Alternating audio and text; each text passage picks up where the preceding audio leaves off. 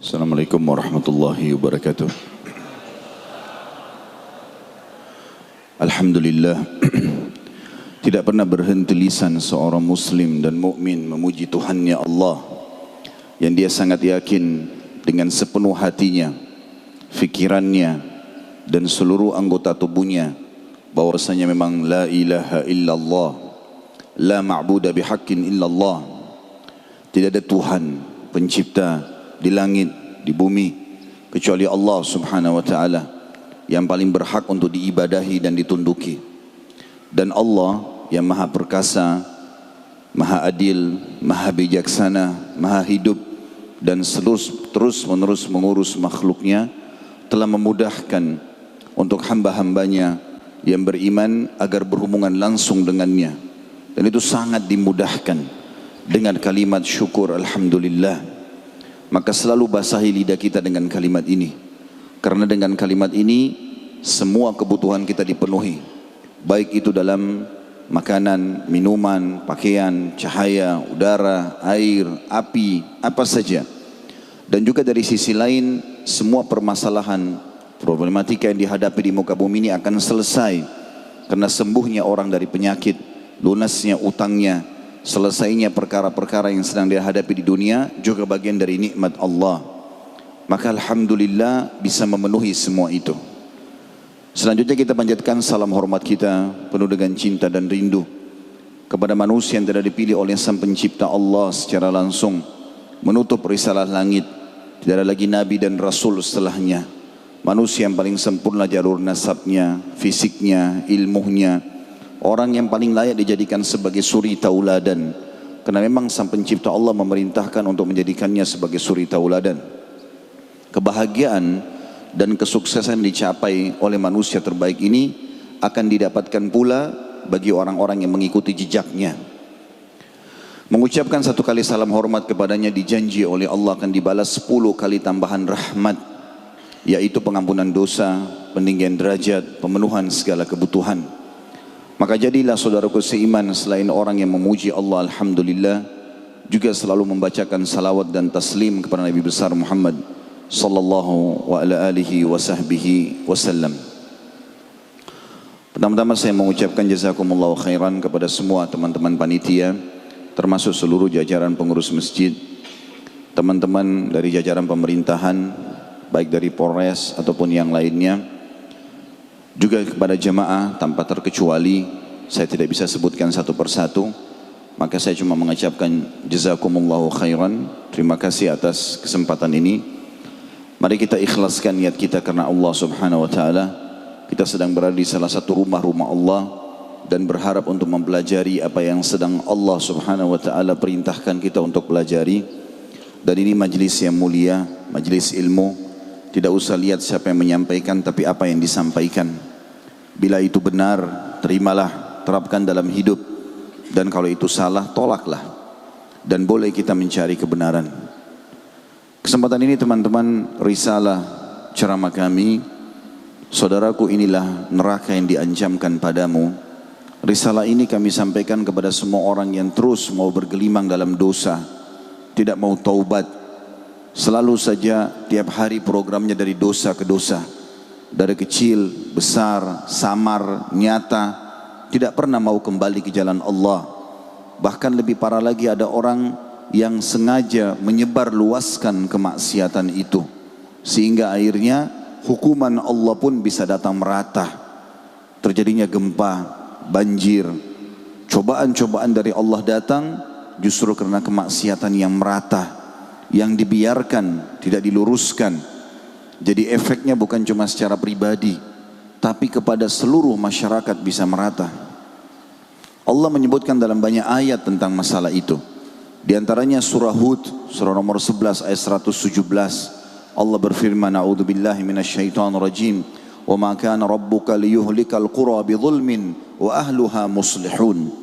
Ketahuilah hai Muhammad, Tuhanmu tidak akan pernah membinasakan satu negeri sementara penduduknya berbuat kebaikan. Kata para ulama tafsir, jauh dari kemaksiatan. Allah subhanahu wa ta'ala dengan kemahaadilannya tidak akan meratakan siksaan dan cobaan kalau seandainya maksiat tidak merata. Dan meratanya kemaksiatan justru berawal dari individu-individu yang rusak jiwanya, kotor hatinya, selalu berpikir maksiat saja, merusak, melanggar hukum-hukum Allah Subhanahu wa taala. Bila diingatkan, bersikuku dan bersikeras dengan perbuatan-perbuatan yang salah. Nabi SAW mengatakan, perumpamaan kalian dengan ahli maksiat adalah seperti orang yang berada di atas satu kapal, yang kalian berada di bagian atas kapal dan mereka berada di bagian bawah kapal. Mereka setiap kali mau ambil air harus naik ke atas kapal dan melewati kalian, sementara itu mengganggu mereka. Maksudnya orang-orang bermaksiat, mereka mau melakukan tapi harus melewati kita orang-orang beriman. Akhirnya mereka merasa terganggu dengan itu. Maka mereka mengambil inisiatif, kata Nabi SAW, satu sama yang lain mengatakan, bagaimana kalau kita lubangi saja kapal dari bawah, biar kita tidak usah naik ke atas, langsung bisa memasukkan air dari bawah kapal. Maka kata Nabi SAW, bila kalian membiarkan mereka melubang kapal dari bawah, niscaya kalian semua akan tenggelam. Artinya hukuman Allah akan merata. Risalah ini teman-teman juga kami sampaikan kepada orang yang selalu lalai, malas untuk beribadah. Sampai kapan tidak mau sholat malam? Sampai kapan tidak mau sholat duha? Sampai kapan tidak mau mencari rezeki halal? Sampai kapan tidak mau menikah? Sampai kapan tidak mau tunduk dengan hukum-hukum Allah Subhanahu wa taala? Dan terus menerus lalai. Padahal perintah Allah mudah. Sholat itu mudah sekali. Dari 24 jam Allah wajibkan hanya 5 waktu sholat. Gak ada yang sulit. Setiap sholat 5 sampai 10 menit. Kalau kita hitung pun 10 menit waktu sholat itu, subuh, duhur, asar, maghrib, isya, berarti sehari itu cuma 50 menit saja. Allah menyiapkan fasilitas waktu 24 jam. Artinya masih ada 23 jam plus 10 menit. Anda bisa beraktivitas apa saja. Kalau dengar azan, hayya 'alas shalah, hayya 'alal falah, ayo kerjakan salat, absen, Allah panggil, datang ke rumahku, ayo menuju kepada kemenangan. Pasti beruntung kalau salat. Di dunia tenang, di akhirat menang, aman. Tapi subhanallah, mikrofon masjid cuma masuk di telinga kanan, keluar telinga kiri. Tetap beraktivitas, ngobrol kosong, bahkan duduk di sebelah masjid. Muadzin itu teman-teman sekalian hanya orang yang ditugaskan oleh Allah. Mau orang Arab, mau orang bule, mau orang hitam dari Afrika, mau orang Melayu, kalimatnya sama. Hayya 'alas shalah, hayya 'alal falah, memanggil semuanya. Kenapa tidak mau sholat? Kenapa masih lalai dalam sholatnya? Kenapa Al-Quran hanya menjadi hiasan tembok dan rak-rak buku kita? Tidak mau dibaca, tidak mau dipelajari. Penyesalan terakhir teman-teman sekalian. Hati-hati. Demi Allah, orang yang meninggal dunia pada hari kiamat nanti, mereka berharap kembali ke dunia untuk sujud sekali saja. Maka berharap kembali ke dunia untuk senyum dengan saudara muslimnya, untuk bakti dengan orang tuanya. Dan kalau mereka diberikan kesempatan hidup, mereka akan meninggalkan semua pelanggaran dan mereka akan meluruskan para pelaku-pelaku pelanggaran itu. Tapi teman-teman, jangan tunggu penyesalan itu. Kita sebagai seorang muslim harus banyak bersyukur kepada Allah Subhanahu wa taala. Sebagai orang beriman, Allah telah memberikan kita bocorannya. Kita udah tahu mana yang boleh, mana yang tidak boleh, halal dan haram, mana yang diperintahkan, mana yang dilarang. Kita udah tahu kalau sholat dapat apa, puasa dapat apa, ada fadilahnya, ada keutamaannya. Berzikir dapat apa, sedekah dapat apa, bakti sama orang tua, jenguk orang sakit, membantu orang lain. Sudah kita tahu perbuatan-perbuatan baik itu dan sudah janjinya sudah ada. Begitu juga dengan pelanggaran, sudah jelas dirincikan. Ada zina, ada riba, ada bohong, ada segala macam pelanggaran. Dan ada ancamannya, tinggal dibaca. Kita sudah tahu bocorannya pada saat mati seperti apa keadaan orang beriman. Kita sudah tahu bocorannya bagaimana orang mukmin kalau meninggal dunia dan bagaimana orang kafir kalau meninggal dunia. Bagaimana alam barzah, kuburan, bisa jadi taman dari taman surga, lubang dari lubang neraka. Kita sudah tahu hari kebangkitan. Orang-orang banyak tidak faham masalah itu. Kita tahu bagaimana kebangkitan dibangkitkan pada hari kiamat. Banyak dalil menjelaskan masalah itu. Sampai kata Nabi SAW, kalian akan dibangkitkan pada hari kiamat telanjang badan, tidak punya alas kaki, tidak terkhitan. Maka Aisyah berkata, ya Rasulullah, kalau begitu orang saling lihat-melihat. Kata Nabi SAW, wahai Aisyah, pada waktu itu bukan seperti yang kau bayangkan lagi. Gak ada orang berfikir syahwat lagi. Dia berfikir bagaimana menyelamatkan dirinya. Di depan matanya neraka dengan gemuruhnya, ya, dengan siksaan-siksaan yang disiapkan oleh Allah, yang akan kita pelajari pada pagi ini insyaAllah. Wa na'udzubillah. Saya membaca beberapa dalil dalam buku yang akan saya bedah insyaAllah masalah neraka ini. Itu luar biasa, ya, sampai belum melihat saja neraka sudah rasanya merinding dan ketakutan. Sampai beberapa hari gelisah rasanya mau tidur. Bagaimana orang bisa tidur sementara dia tahu ancaman depan matanya karena kelalaian-kelalaian yang dia lakukan. Maka harus berhenti dari kelalaian. Orang yang malas harus rajin. Sudah harus, tidak ada waktu. Umur kita ke depan, Allahu a'lam berapa lama. Umur yang berlalu itu umur kita sebenarnya. Kalau ada yang hadir di sini umurnya 20 tahun misalnya, itulah umur Anda yang sebenarnya. Yang 30 tahun, yang 40 tahun, yang 50 tahun, itu umur kita yang sebenarnya. Umur ke depan Allahu a'lam, kita nggak tahu. Sehari kah, sepekan kah, sebulan kah? Lalu sampai kapan mau lalai? Tapi Allah Subhanahu wa taala sangat memanjakan orang-orang beriman. Disampaikan semuanya. Sampai puncaknya Allah sudah merincikan kepada kita tentang surga dan neraka. Rinci.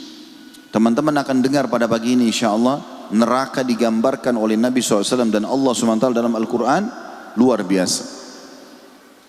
Rinci sekali. Jenis siksaannya, nama-namanya, apa saja ya keluhan-keluhan ahli neraka nanti, siapa saja penghuninya, sudah dirincikan semua. Dan itu semua hanya karena maksiat. Lalu untuk apa?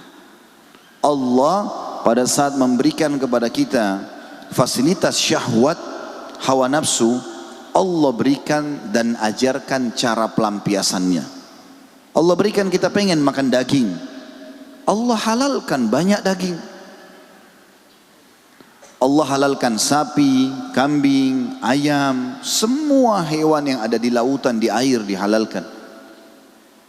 Allah haramkan sebagian, babi misalnya, hewan bertaring misalnya, sebagian kecil sebagai cobaan. Tahu enggak ini kalau ini enggak boleh, ada Tuhanmu? Dengar enggak? Allah haramkan zina, Allah halalkan pernikahan. Ada tempatnya. Bisa lampiaskan, silahkan lakukan. Semuanya yang Allah haramkan selalu lebih kecil jumlahnya dibandingkan yang halal. Banyak yang halal. Andai saja Allah berikan kita hawa nafsu, saudaraku seiman, lalu Allah mengharamkan semuanya yang berhubungan dengan nafsu itu. Misal kita dilarang makan daging, diberi hawa nafsu makan daging tapi tidak ada daging yang boleh dimakan. Wajar orang melanggar. Diberikan syahwat dengan lawan jenis tapi nggak ada solusi pernikahan. Wajar orang melanggar. Tapi ada jalannya. Orang nikah bahagia, keluarganya bahagia, kalau punya anak pun hamil bahagia, namanya harum di masyarakat. Orang yang berzina ketakutan, namanya rusak, keluarganya malu. Anaknya pun kalau hamil tidak jelas statusnya. Lalu kenapa? Pertanyaannya sampai kapan mau lalai ini? Ini risalah kita teman-teman sekalian, kita sampaikan pada pagi ini. Dengan harapan insya Allah dengan keikhlasan kepada Allah Subhanahu Wa Taala. Dan mengharapkan ini menjadi tambahan amal kita pada hari kiamat. Dan juga bisa menjadi prinsip hidup kita. Wah, kita akan bahas bismillah. Saudaraku, inilah neraka yang diancamkan kepadamu. Ini semua bukan menakut-nakuti teman-teman sekalian, tapi sudah menjadi sebuah berita pasti. Tadi saya bilang tanda kutip bocorannya dari Allah. Jangan lalai. Ingat, Atha bin Abi Rabah berkata rahimahullah dengan seorang khalifah sambil menghadap ke wajah raja atau khalifah tersebut, ingatlah wahai Amir Mukminin, kamu lahir di muka bumi ini sendirian. Keluar dari rahim ibumu sendirian. Tidak menggunakan sehelai kain pun. Kamu pun akan meninggal sendirian. Tidak ada sehelai kain pun kecuali kain kafan. Kamu akan dibangkitkan sendirian pada hari kiamat dan kau akan dihisap sendirian. Perhatikan amal-amalmu, karena tidak akan bermanfaat semua yang ada di sekitarmu ini. Jabatan, casing semuanya ini. Rumah mewah, mobil mewah, kelebihan fisik, casing dunia. Makanya Allah Subhanahu wa taala tidak melihat itu semua. Kata Nabi sallallahu alaihi wasallam dalam hadis sahih riwayat Bukhari Muslim, "Innallaha la yanzuru ila suwarikum wala ajsamikum, walakin yanzuru ila qulubikum wa amalikum." Allah tidak butuh melihat paras wajahmu dan poster tubuhmu. Mau tampan kah, mau cantik kah, mau putih kah, mau kekar kah, Allah enggak butuh itu. Casing. Judulnya sama, manusia. Tapi Allah melihat kepada hatimu dan amalmu. Tidak ada perbedaan itu. Juga Allah, Nabi SAW mengatakan dalam hadis lain, La farqa baina Arabin wa ajamin illa bittaqwa. Tidak ada perbedaan antara orang Arab dan orang Ajam selain orang Arab, kecuali kepatuhannya kepada Allah. Makin patuh, makin mulia di sisi Allah Subhanahu wa ta'ala. Jeleknya paras wajah seseorang, kurangnya fisiknya, kurangnya hartanya, hanya kehidupan dunia. Andai saja ada orang lahir, ini kalau diperumpamakan matanya dua-duanya buta, telinganya tuli, lisannya bisu, kedua tangan dan kakinya puntung, tetap kalau dia berada di atas ketakwaan Allah, dia bisa menjalankan perintah Allah, mungkin dengan panduan kerabatnya, ataupun dirawat oleh kerabatnya yang sehat, yang punya fasilitas dari Allah. Kemudian dia meninggal, dia akan dibangkitkan utuh. Kata Nabi SAW, kalian akan dibangkitkan pada hari kiamat. Kalau ahli surga insya Allah, semoga kita termasuk di dalamnya, akan dibangkitkan seperti Adam, 60 siku ke langit. Nggak ada lagi cacatnya. Kecuali ahli neraka, nanti kita akan pelajari, naudzubillah, cacat semuanya. Sakit, menderita, hanya dengan maksiat yang beberapa menit yang dia lakukan. Tapi ahli surga dibangkitkan seperti Adam alaihissalam, 60 siku ke langit, 27,5 meter. Lebih tinggi dari masjid ini. Poster seseorang, begitu menyampaikan Nabi SAW. Wajahnya seperti Yusuf alaihissalam. Nggak ada lagi orang jelek. Itu cuma di dunia, sebentar. Dan hatinya seperti Ayyub. Nabi Ayyub alaihissalam tidak pernah berkeluh kesah, suka memaafkan orang. Begitu semua hatinya ahli surga. Nggak ada lagi orang saling benci. Bahkan kata para ulama, tidak ada lagi kebencian bagi suami istri yang bercerai. Bagi ahli surga dan ahli surga yang sudah masuk ke dalam surga, pernah ada konflik di dunia akan hilang semuanya itu. Sebelum masuk surga akan dibersihkan semua di timbangan amal. Siapa yang punya hak akan ambil, siapa yang melanggar akan diambil darinya. Saudaraku seiman, berbicara masalah neraka ini, kita bukan bicara masalah penjara yang 1 hektar, dijaga oleh aparat yang manusia, masih lapar, ada saatnya dia berhenti makan, sehingga pada saat dia berhenti makan kita tidak disiksa misalnya. Ini kalau kita bicara lingkup dia disiksa terus ya. Tapi kita tahu penjara-penjara kita tidak, ada pemberdayaan manusia, ada peningkatan skill, ya, ada nasihat-nasihat. Hukuman itu pun kalau dia jalankan dengan baik, maka bisa dikurangi masa tahanannya. Itu di dunia. Masih bisa negosiasi, masih ada tempat ibadah, masih bisa mengembangkan skill. Tapi di neraka ini teman-teman nggak ada. 24 jam semuanya siksaan, semuanya ya menyakitkan. Tidak ada mati lagi di neraka. Andai ada pencuri di pinggir jalan, ditangkap oleh massa, kemudian digebukin sampai mati. Kira-kira kalau sudah mati masih digebukin nggak? Jawabannya sudah tidak pasti. Kenapa nggak digebukin? Karena orang-orang berpikir orang sudah mati nggak rasa sakit, kan begitu. Tapi di neraka teman-teman tidak ada kematian. Jadi 24 jam non-stop disiksa dan dihukum oleh para malaikat yang keras, kasar, tidak pernah bermaksiat kepada Allah. Allah suruh potong-potong, cincang-cincang, nggak ada toleransi. Mereka bukan seperti kita manusia. Malaikat berbeda dengan manusia, selalu patuh kepada Allah dan tidak ada terbawa perasaan seperti kita. Oh kesian nih, kepalanya sudah pecah, keluar darah semuanya, perutnya sudah sobek. Nggak ada bagi malaikat. Allah menyebutkan dalam Al-Quran surat Tahrim, surah nomor 66 ayat 6. A'udzu billahi minasyaitonir rajim. Ya ayyuhalladzina amanu qu anfusakum wa ahlikum nara waquduha an-nasu wal hijara 'alaiha malaikatun shidadun giladun la ya'sunallaha ma amarum wa yaf'aluna ma yu'marun. Hai orang-orang yang beriman, mumpung masih di dunia, renungi dan dengari baik-baik, resapi, jadikan pegangan hidup, jangan peduli dengan cacian perkataan orang di sekitar kita. Hai orang beriman, selamatkan dirimu dan keluargamu dari api neraka yang bahan bakarnya dari manusia dan batu. Dijaga oleh malaikat-malaikat yang kasar, keras, tidak pernah menolak apa yang Allah perintahkan dan selalu mengerjakan apa yang Allah titahkan. Nggak ada waktu, kata ulama tafsir, maknanya tidak ada istirahatnya malaikat itu, tidak ada capeknya, selalu siap setiap saat untuk mengganggu, menghukum, menyakiti dan seterusnya. Ini Allah sudah peringatkan. Hati-hati teman-teman. Neraka bukan penjara yang hanya sekedar dijaga oleh manusia biasa yang punya rasa capek, rasa jenuh, tidur, istirahat, makan. Neraka itu dalam sebuah hadis yang sahih riwayat Bukhari dikatakan, yu'ta bi jahannam yaumal qiyamah wa 'alaiha sab'una alfu zimam ma kulli zimamin sab'una malakan yajurrunaha. Neraka akan didatangkan pada hari kiamat, ditarik dengan 70.000 rantai. Di setiap satu rantai ada 70.000 malaikat yang menariknya.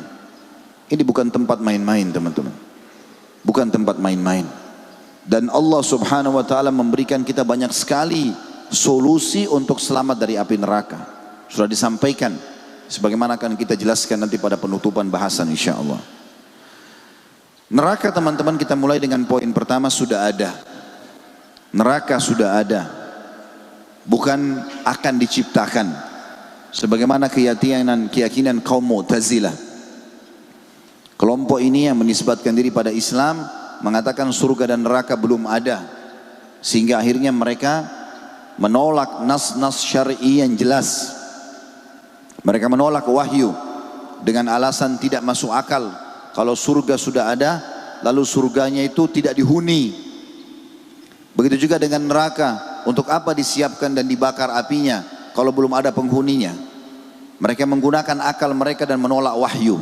Padahal teman-teman sekalian, wahyu itu diturunkan oleh Allah untuk mengontrol akal, bukan akal yang mengontrol wahyu. Ali radhiyallahu anhu mengatakan, andai saja agama ini menggunakan akal, maka mengusap kaus kaki pada saat orang sedang safar dan dia sudah berwudu sebelum dia memakai kaus kaki itu, maka lebih pantas yang diusap adalah bagian bawah kaus kaki karena itu yang kotor. Tapi kita diperintahkan dalam agama mengusap bagian atas telapak kaki. Bukan dengan akal. Akal dikontrol oleh wahyu. Akal kita digunakan untuk memahami apa yang Allah berikan, bukan menentang. Gak masuk akal lalu ditolak. Dalilnya mana Ustaz? Neraka sudah ada? Banyak. Hadis sahih diriwayatkan Ahmad dan yang lainnya, kata Nabi SAW, siapa yang memohon kepada Allah agar dilindungi dari api neraka, ada dua riwayat. Riwayat pertama mengatakan 3 kali sehari, riwayat kedua mengatakan 7 kali sehari. Maka neraka akan mengatakan pada saat itu langsung neraka merespon sambil mengatakan, ya Allah, hambamu fulan ini telah berlindung kepadamu dariku, maka selamatkan ia dariku. Dan tidak ada seorang hamba pun yang memohon surga sehari 3 kali, riwayat lain 7 kali, kecuali surga akan merespon secara langsung sambil mengatakan, ya Allah, hambamu fulan memohon masuk ke dalamku, maka masukkanlah ia ke dalamku. Yang kedua, hadis yang sahih tentang masalah demam, diriwayatkan oleh ahli sunan dan yang lainnya. Kata Nabi SAW, sesungguhnya demam itu adalah bagian daripada tiupan api neraka, maka dinginkanlah dengan air. Kalau kita biasa katakan kompres dengan air. Itu hadis Nabi SAW. Ada hadis yang sahih juga yang lain, juga sama diriwayatkan oleh Al-Hakim dan ahli sunan, bahwasanya Nabi SAW mengatakan kepada seorang sahabiat bernama Ummu Mu'ti, kalau saya tidak salah namanya ya, tapi jelas riwayat ini sahih, yang kebetulan lagi demam. Lalu kata Nabi SAW, kenapa kamu berkeluh kesah dan merintih? Kata dia, demam ya Rasulullah, semoga Allah ya tidak memberkahi demam ini. Kata Nabi SAW, jangan kau caci maki demam itu, karena dia akan menggugurkan dosa-dosa seorang hamba. Berhubungan dengan hadis tadi sebelumnya, kalau dia tiupan api neraka. Juga dalam hadis yang lain, kata Nabi SAW, sesungguhnya dalam hadis Bukhari, neraka itu berkeluh kesah kepada Allah tentang sebagiannya membakar sebagian yang lain. Maka kata Nabi SAW, Allah pun mengizinkan neraka untuk bernafas 2 kali. Itulah yang kalian temukan di musim panas yang sangat dan di musim dingin yang sangat. Artinya kita bisa rasakan keberadaan neraka itu. Teman-teman sekalian, neraka adalah hal yang gaib. Makna gaib tidak terjangkau oleh panca indera kita sebagai manusia. Tetapi memang dalam kehidupan kita, Allah sudah perlihatkan kalau kita punya banyak hal gaib yang kita bisa rasakan tapi tidak kelihatan. Mungkin kalau kita saling melihat sekarang, ini bukan gaib bagi kita. Kita bisa melihat satu sama yang lain, kita bisa memiliki handphone, kita bisa membangun rumah, fisiknya kelihatan. Tapi ada juga yang tidak kelihatan, cuma bisa kita rasakan. Contoh misalnya perasaan-perasaan kita, lapar, haus, marah, senang, dirasain enggak? Hah? Bisa dirasakan enggak? Baik, kelihatan enggak? Itu gaib. Allah berikan potensi untuk memahami ada yang gaib. Ada alam barzah itu, ada surga dan neraka. Dalam kehidupanmu ada bukti kalau ada hal-hal yang gaib. Tidak tampak, tapi bisa kita rasakan. Ya.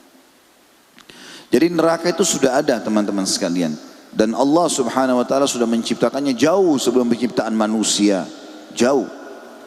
Dalam sebuah hadis Bukhari dikatakan pada saat Allah yang maha suci dan maha pemurah menciptakan surga, dan ini menandakan surga lebih dulu diciptakan oleh Allah. Kemudian Allah menyuruh malaikat Jibril untuk datang dan melihatnya. Lalu Jibril datang ke sana, kata Nabi SAW, lalu kembali. Allah bertanya, bagaimana pendapatmu?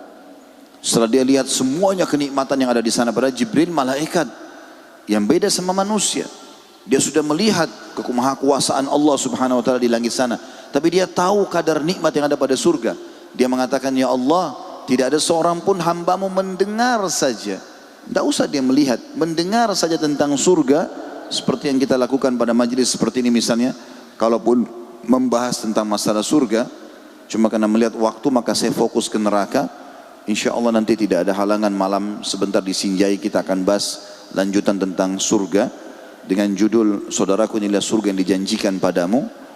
Maka ini teman-teman sekalian, insya Allah bisa diikuti live ya di Instagram dan di Facebook. Nanti akan kami lanjutkan bahasan nanti malam insya Allah. Maka kata malaikat Jibril, tidak ada seorang hambamu pun yang mendengar tentang surga ini kecuali pasti akan berlumba-lumba untuk merebutnya atau mendapatkannya. Dengar saja. Lalu Allah SWT ciptakan neraka dan mengatakan pada Jibril, pergilah, lihat. Maka Jibril datang melihat segala macam jenis siksaan yang ada di dalamnya. Jibril pun alaihissalam makhluk Allah yang maha perkasa, yang luar biasa, besar. Kata Nabi SAW dalam sebuah hadis, Jibril alaihissalam Allah karuniai 600 ekor sayap. Kalau satu sayapnya dikebaskan bumi ini, maka akan hancur bumi ini. Jadi masih ada 599 sayap tidak dipakai oleh Jibril, kalau hanya mau menghancurkan kita semua. Makhluk yang sangat besar, luar biasa gitu. Jibril melihat segala macam siksaan di dalam, lalu kembali. Allah tanya, bagaimana pendapatmu? Apa kata Jibril? Demi kemahakuasaanmu, kemahabesaranmu, tidak ada seorang hambamu mendengar saja, kecuali pasti dia akan berlindung dan menyelamatkan diri darinya. Lalu Allah subhanahu wa ta'ala menghiasi surga dengan hal-hal yang tidak disukai oleh jiwa. Bangun sholat malam, bersedekah lagi butuh, harus bakti sama orang tua walaupun orang tua kita mungkin rewel, segala macam hal. Allah hiasi dengan hal-hal yang mungkin manusia tidak suka. Lalu kemudian Allah hiasi neraka dengan hal-hal yang penuh dengan syahwat, mengambil haknya orang lain, menindas orang lain, memukul, apa saja kesalahan-kesalahan. Lalu Allah menyuruh Jibril pergi lihat lagi surga dan neraka. Setelah dia lihat surga, lalu dia kembali. Allah tanya, bagaimana pendapatmu? Dia bilang, saya tidak menyangka ada hambamu yang bisa masuk ke dalamnya. Lalu pada saat lihat neraka, lalu kata Jibril AS, saya tidak menyangka ada hambamu yang bisa lolos darinya. Tapi neraka dan surga sudah ada, bukan tidak ada. Makanya Nabi SAW juga mengatakan kepada para sahabat, ingatlah, surga seseorang di antara kalian lebih dekat dengan kalian daripada tali sendal kalian sendiri. Azan, sholat, ada orang tua bakti, ada orang miskin sedekah, tiap hari buat kebaikan, tinggalkan haram, mati masuk surga. Mudah sekali. Toh kita juga semua akan mati. Sesehat apapun badan kita, setinggi apapun jabatannya, sebanyak apapun hartanya, mati, ujungnya mati. Nggak bisa kemana-mana, pasti mati.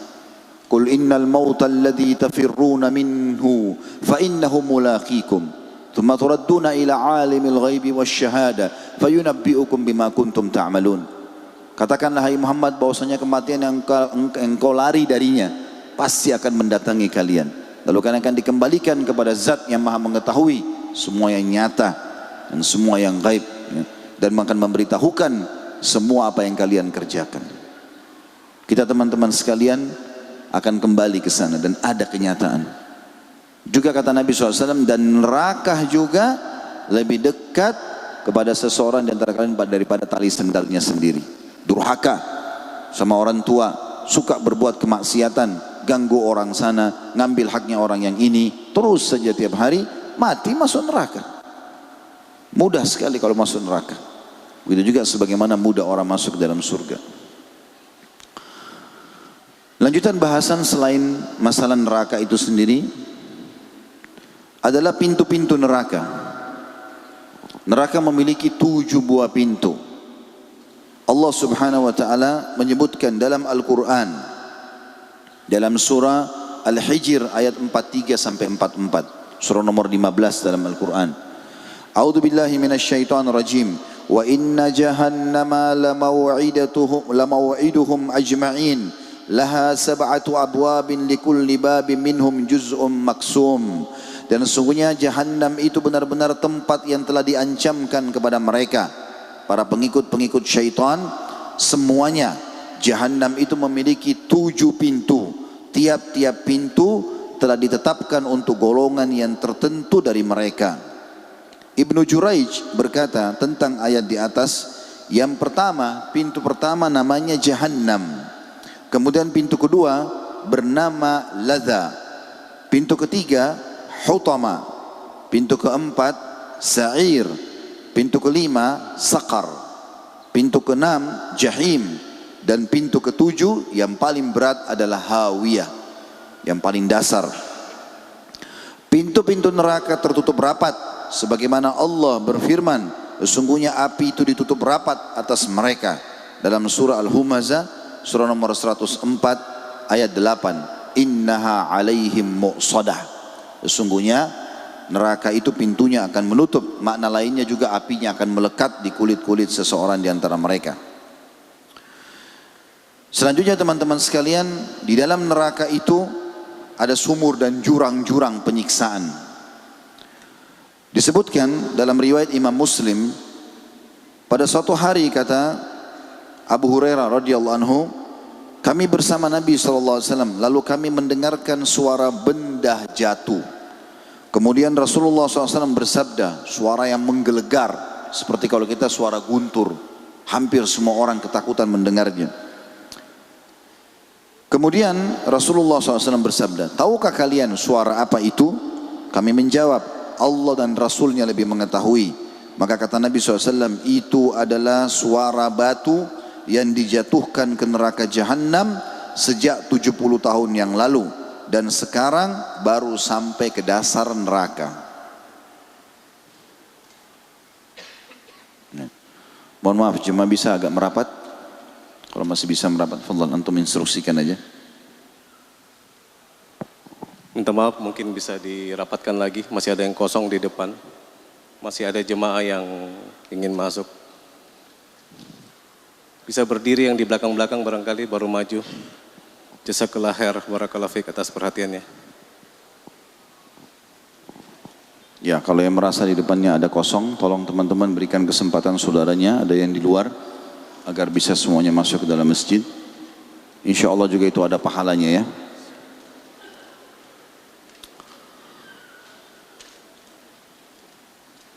Selanjutnya adalah selain adanya jurang-jurang di sana dan dalamnya adalah 70 tahun, neraka Jahannam sangat luas.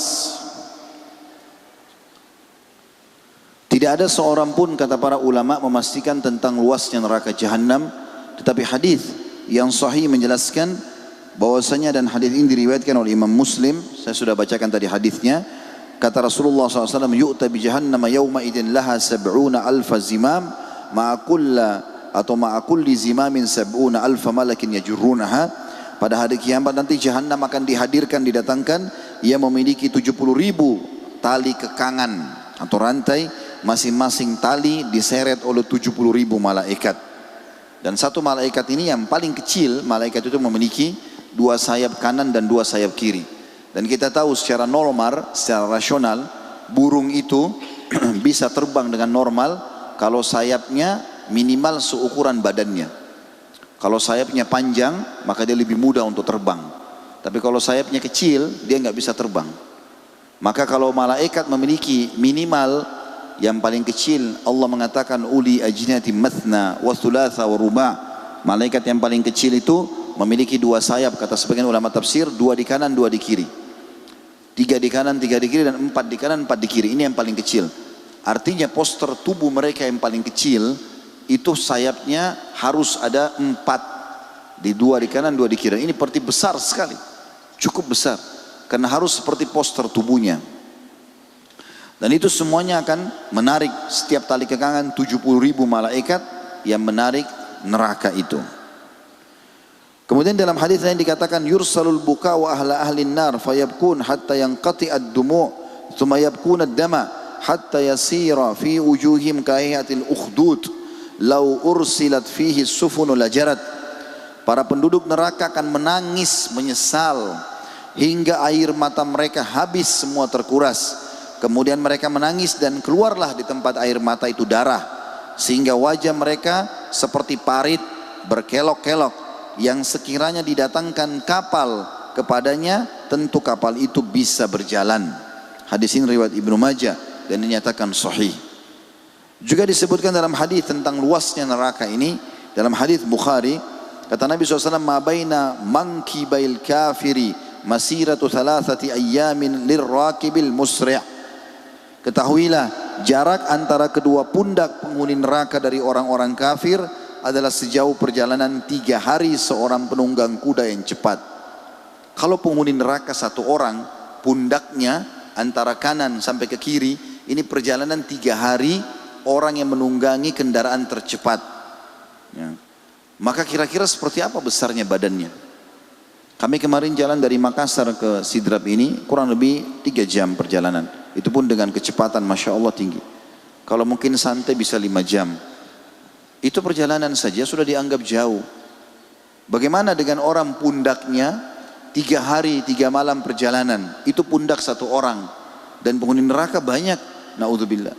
Jutaan, bahkan mungkin bisa miliaran orang. Dari manusia dan jin. Selanjutnya teman-teman, poin nomor 5 adalah kadar hawa dan panasnya neraka. Rasulullah SAW menggambarkan dalam sebuah hadis sahih riwayat Bukhari Muslim, narukum hadhihi allati yukidu ibnu Adam juz'un min 70 juz'an min harra jahannam. Ketahuilah, api yang sekarang kalian gunakan atau digunakan Bani Adam untuk membakar, hanyalah 1/70 dari neraka Jahannam. Dalam riwayat lain dikatakan, sesungguhnya neraka atau api yang kalian pakai hanyalah bagian 1 dari 70 bagian api neraka. Dan pada hari kiamat akan digunakan semuanya untuk membakar ahli neraka.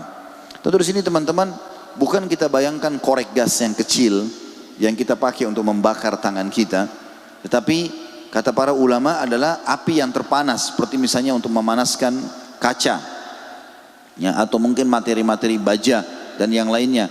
Itu suhunya sangat panas, ya, saking panasnya sampai orang kalau masuk harus pakai pakaian anti api, wajahnya pun ditutup. Ya, saya pernah lihat sebuah cuplikan, ada tempat pemanasan untuk sebuah alat, ya, atau pembuatan kaca dan juga termasuk bahan-bahan yang berat, baja dan seterusnya. Itu ada sedikit lubang untuk mengecek tentang suhu panasnya. Kalau dibuka, dia harus tutup wajahnya dengan kaca yang jauh lebih tebal. Kalau tidak, maka uapnya saja sudah cukup membakar dia. Itu api yang dianggap di dunia yang sangat panas. Di neraka nanti 70 kali lipat. Ya. Jadi teman-teman, kalau kita mau ambil rasionalnya, ambil korek gas kecil. Kalau kita bakar ibu jari kita, hitungan detik saja. Hitung 10 detik, 1, 2, 3, 4, 5, atau lilin mungkin, ya, api yang kecil dibakar ibu jari kita 10 detik, 15 detik mungkin sudah memar. Kita kesakitan berapa hari. Kalau kita biarin 1 menit, itu bisa matang tangan kita. Butuh operasi. Bagaimana kalau seluruh badan dibakar? Jangan main-main soal ini teman-teman. Jangan terima bisikan syaitan yang mengatakan, tidak apa-apa, nanti aja, gampang. Itu kan perkataan, ini semua syaitan. A'udzubillahi minasyaitonirrajim. Ingat, peringatan Allah sudah datang. Orang yang cerdas yang mengambilnya. Kemudian juga dikatakan dalam surah Al-Waqi'ah, surah nomor 56 ayat 41 sampai 44, A'udzubillahi minasyaitonirrajim. Wa ashabus shimali ma ashabus shimal fi samumin wa hamim wa dhillim min yahmum la baridin wala karim.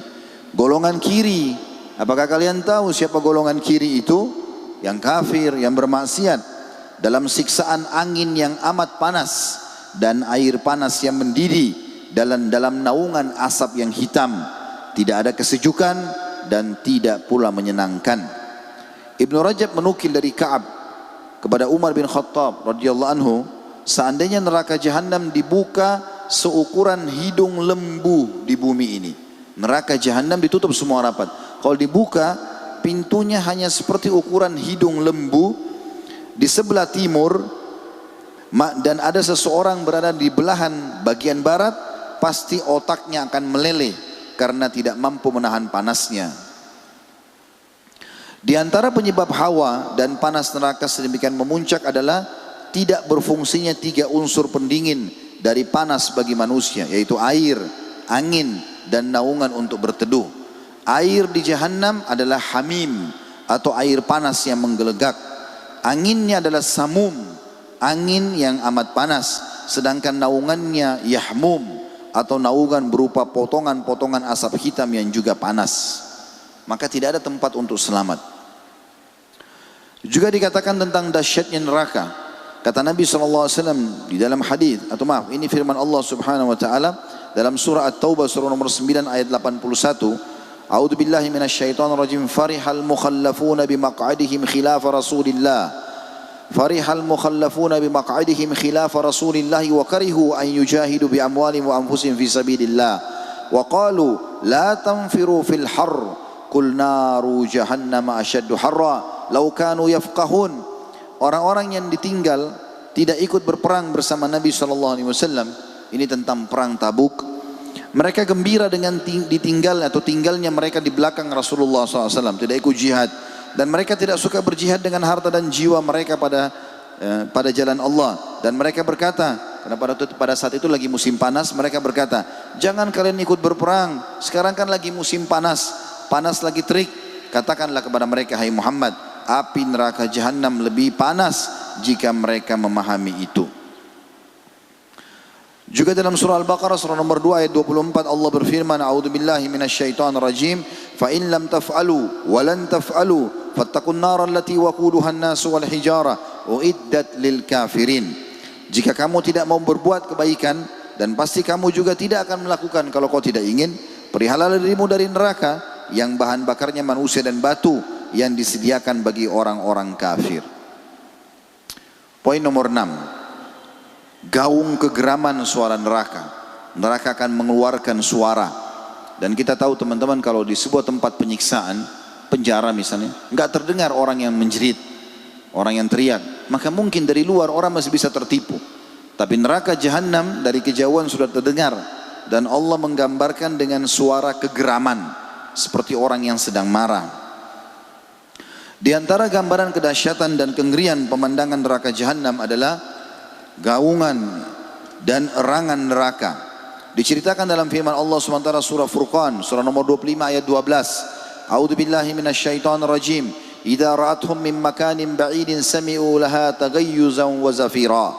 Apabila neraka itu melihat mereka dari tempat yang jauh, para penghuninya, sementara mereka belum masuk, mereka mendengar kegeramannya dan suara nyala apinya. Di dalam surah Al-Mulk juga, surah nomor 67 ayat 7, Allah berfirman, A'udzu billahi minasyaitonir rajim. Idza ulqu fiha sami'u laha syahikan wa hiya tafur. Apabila mereka dilemparkan ke dalam neraka, mereka mendengar suara neraka yang mengerikan, sedang neraka itu menggelegak. Hampir-hampir neraka itu terpecah belah lantaran marah. Ka'ab radhiyallahu anhu pernah berkata kepada Umar bin Khattab radhiyallahu anhu, demi Allah, neraka jahanam akan mengeluarkan gaung suaranya. Tidak ada satu malaikat yang dekat kepada Allah atau makhluk yang lain kecuali akan terjatuh di atas kedua lututnya sambil berkata, ya Allah, pada hari ini hendaklah manusia mengurus diri mereka sendiri. Jadi para malaikat pun pada saat mendengar gemuruh neraka, mereka pun ketakutan sambil meletakkan lutut mereka ke tanah, dan mereka mengatakan, ya Allah, izinkan biar manusia mengurus diri mereka sendiri. Mereka tidak mau ikut campur, tapi karena tugas mereka jalankan itu. Poin nomor 7 teman-teman, pemandangan lain di jahanam. Al-Quran menggambarkan tentang neraka jahanam yang wajar untuk ditakuti oleh setiap orang beriman. Dan takut pada neraka jahanam berarti takut kepada Allah, karena yang menyuruh takut kepada neraka dan siksanya adalah Allah subhanahu wa ta'ala. Di jahanam disiapkan oleh Allah sebuah gunung api yang bernama Su'uda, yang Allah memerintahkan orang kafir. Secara khusus ayat ini turun kepada ayahnya Khalid bin Walid radhiyallahu anhu. Ayahnya namanya Al-Walid ibn Mughirah, meninggal dalam keadaan kafir. Dia rupanya sampai kepadanya petunjuk dari Allah subhanahu wa ta'ala melalui lisan Nabinya Muhammad sallallahu alaihi wasallam. Dia berdialog dengan Nabi SAW, Nabi berikan argumentasi yang jelas. Setelah dia dengar, dia merasa ini adalah kebenaran. Dia kembali kepada kaumnya sambil dia mengatakan, wahai kaumku, sesungguhnya aku belum pernah bertemu dengan seseorang seperti Muhammad, dan belum pernah aku dengar sesuatu yang paling hebat dan bagus seperti yang disampaikan Muhammad. Lalu kata kaumnya, lalu apa saranmu? Dia bilang, saranku yang pertama, kita jadi pengikutnya, karena ini kebenaran. Apa yang dia sampaikan luar biasa. Kata kaumnya, mungkin itu syair. Kata dia, bukan. Saya tahu semua penyair. Saya tahu semua penyair. Ini bukan syair. Ini bahasa Arab tapi bukan syair. Baik, mungkin dia sihir. Dia penyihir, dia sudah menyihir kamu. Dia bilang, saya sudah kenal semua penyihir. Dengan cara-caranya, jimat-jimatnya, mantra-mantranya, saya tahu semuanya. Tidak ada satupun dalam ciri Muhammad. Sama sekali nggak ada. Mungkin penyamun, pendusta, tidak pernah dusta. Muhammad terkenal orang yang jujur. Kata kaumnya, kau buat kami bingung, hai Walid. Dia mengatakan, apa saranmu? Kata kaumnya, saranku kita beriman padanya. Itu yang paling bagus, jadi pengikutnya, udah pasti. Kata mereka, enggak, kami enggak mau. Ada pilihan lain enggak? Kata dia, pilihan lain, kalau kalian tidak mau, biarkan dia berdakwah. Biarkan dia sampaikan itu kebenaran. Kalaupun dia jadi menang, maka nama kita harum. Dia bawa nama Quraisy. Kata kaumnya, enggak, kami enggak mau biarkan itu. Lalu kemudian dia pun Al-Walid ini terhimpit dengan kaumnya. Dia antara menerima kebenaran dari Nabi SAW atau dia mengikuti kaumnya. Maka tiba-tiba Allah menggambarkan dalam Al-Quran, dia mulai berpikir, menggaruk-garuk kepalanya. Kemudian setelah itu dia mengatakan, baiklah, kalau kalian tidak mau, yang paling dekat kalian katakan dia penyihir. Lalu kemudian dia tinggalkan kebenaran, kemudian dia pun akhirnya mengikuti kaumnya sambil menyebarkan kedustaan, mengatakan memang Muhammad penyihir. Ini diceritakan dalam banyak riwayat yang sahih sesuai dengan firman Allah Subhanahu wa taala di salah satu ayat dalam surah Muddathir, surah nomor 74 ayat 11 sampai ayat 30. Ini saya bacakan terjemahannya saja langsung ya. Karena saksi bahasan kita di ayat 17-nya. Sa'urhikuhu sa'uda. Aku pasti akan berikan dia, membebani dia mendaki ya sa'uda. Makna terjemahnya bisa memayahkan atau bukit yang nanti akan dirincikan oleh para ulama tentang masalah bukit sa'uda ini. Ayatnya adalah kata Allah, biarkanlah aku bertindak terhadap orang yang aku telah menciptakannya sendiri. Maksudnya Al-Walid ibn Mughirah. Allah SWT sudah ciptakan dia, dan dia waktu itu menganggap dia yang lebih hebat dari Nabi SAW. Dia lebih penyair, dia lebih kaya, lebih banyak keturunannya. Kenapa bukan dia mendapatkan wahyu? Dan juga sebagaimana cerita saya jelaskan. Maka Allah mengatakan, biarkan aku bertindak secara langsung terhadap orang yang aku telah ciptakan sendiri. Dan aku jadikan baginya harta yang banyak dan anak-anak yang selalu bersamanya. Dan kulapangkan baginya rezeki yang selapang-lapangnya. Kemudian dia ingin sekali supaya aku menambahkan, sekali-kali tidak akan aku tambah, karena sungguhnya dia menentang ayat-ayat kami Al-Quran. Aku akan membebaninya dengan mendaki pendakian yang memayahkan atau bukit Sa'uda. Sesungguhnya dia telah memikirkan dan menetapkan apa yang ditetapkan, maka celakalah dia bagaimana dia menetapkan, kemudian celakalah dia bagaimana dia menetapkan. Kemudian dia memikirkan, setelah itu dia bermuka masam dan merengut, kemudian dia berpaling dari kebenaran dan menyombongkan diri dan berkata, Al-Quran ini tidak lain hanyalah sihir yang dipelajari oleh orang-orang dahulu, ini tidak lain hanyalah perkataan manusia. Maka kata Allah, aku akan memasukkannya ke dalam neraka sakar. Tahukah kamu apa neraka sakar itu? Sakar itu tidak akan meninggalkan dan tidak akan membiarkan. Sakar akan membakar kulit manusia, di atasnya ada 19 malaikat penjaga. Menurut riwayat Imam Ahmad, setiap kali dia meletakkan tangannya nanti Al-Walid ibn Mughirah ini di atas gunung tersebut di neraka, maka tangannya langsung meleleh, dan ketika diangkat akan kembali seperti semula. Dia akan menghabiskan waktu selama 70 tahun untuk mendakinya dan menuruni juga 70 tahun. Di Jahannam juga ada sebuah lembah bernama Al-Ghayya. Ini Allah jelaskan dalam Al-Quran. Al-Ghayya adalah lembah di dasar neraka Jahannam yang dialiri oleh nanah yang bercampur darah dari para penghuni neraka. Lembah penuh dengan darah dan nanah dari luka-luka mereka. Allah sebutkan dalam surah Maryam, surah nomor 19 ayat 59. A'udzu billahi minasyaitonir rajim. Fa khalafa min ba'dihim khalfun adaa'us salata wattaba'us syahawat fasawfa yalqauna ghayya. Ghayya ini yang dimaksud. Maka datanglah sesudah mereka pengganti yang jelek, yang menyanyiakan solat. Kalau ada orang yang tidak mau solat, maka secara otomatis keturunannya juga tidak mau solat. Kata Allah, dan selalu memperturutkan hawa nafsunya, maka kelak aku akan atau mereka akan menemui ghayya. Bisa terjemah terlihat kesesatan, atau bisa lembah yang Allah khususkan penyiksaan di neraka Jahannam. Juga ada lembah namanya Al-A'tham, ya, atau Atham, ya. Dalam Al-Quran diceritakan dalam surah Furqan, surah nomor 25 ayat 68, Athama, yang berisi ular dan kalajengking yang banyak, dan azab dalamnya berlipat-lipat. Lembah ini diperuntukkan bagi mereka yang berbuat kesyirikan, berzina, dan membunuh jiwa tanpa hak. Allah berfirman, A'udzu billahi minasyaitonir rajim. والذين لا يدعون مع الله إلها آخر ولا يقتلون النفس التي حرم الله إلا بالحق ولا يزنون ومن يفعل ذلك يلقى أثاما. Athama ini yang disebutkan para ulama nama lembah penyiksaan di api neraka penuh dengan kalajengking dan ular.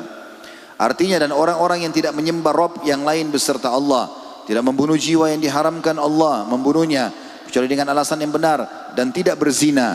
Barang siapa yang melakukan demikian itu niscaya dia akan mendapatkan pembalasan athama, bisa bermakna letterlet dosa atau lembah atham di neraka. Yang keempat ada lembah juga namanya baubiqa, berisi nanah di dalam neraka jahanam. Allah menyiapkan kepada para penyembah berhala. Allah sebutkan dalam surah Al-Kahfi surah nomor 18 ayat 52. A'udzu billahi minasyaitonir rajim.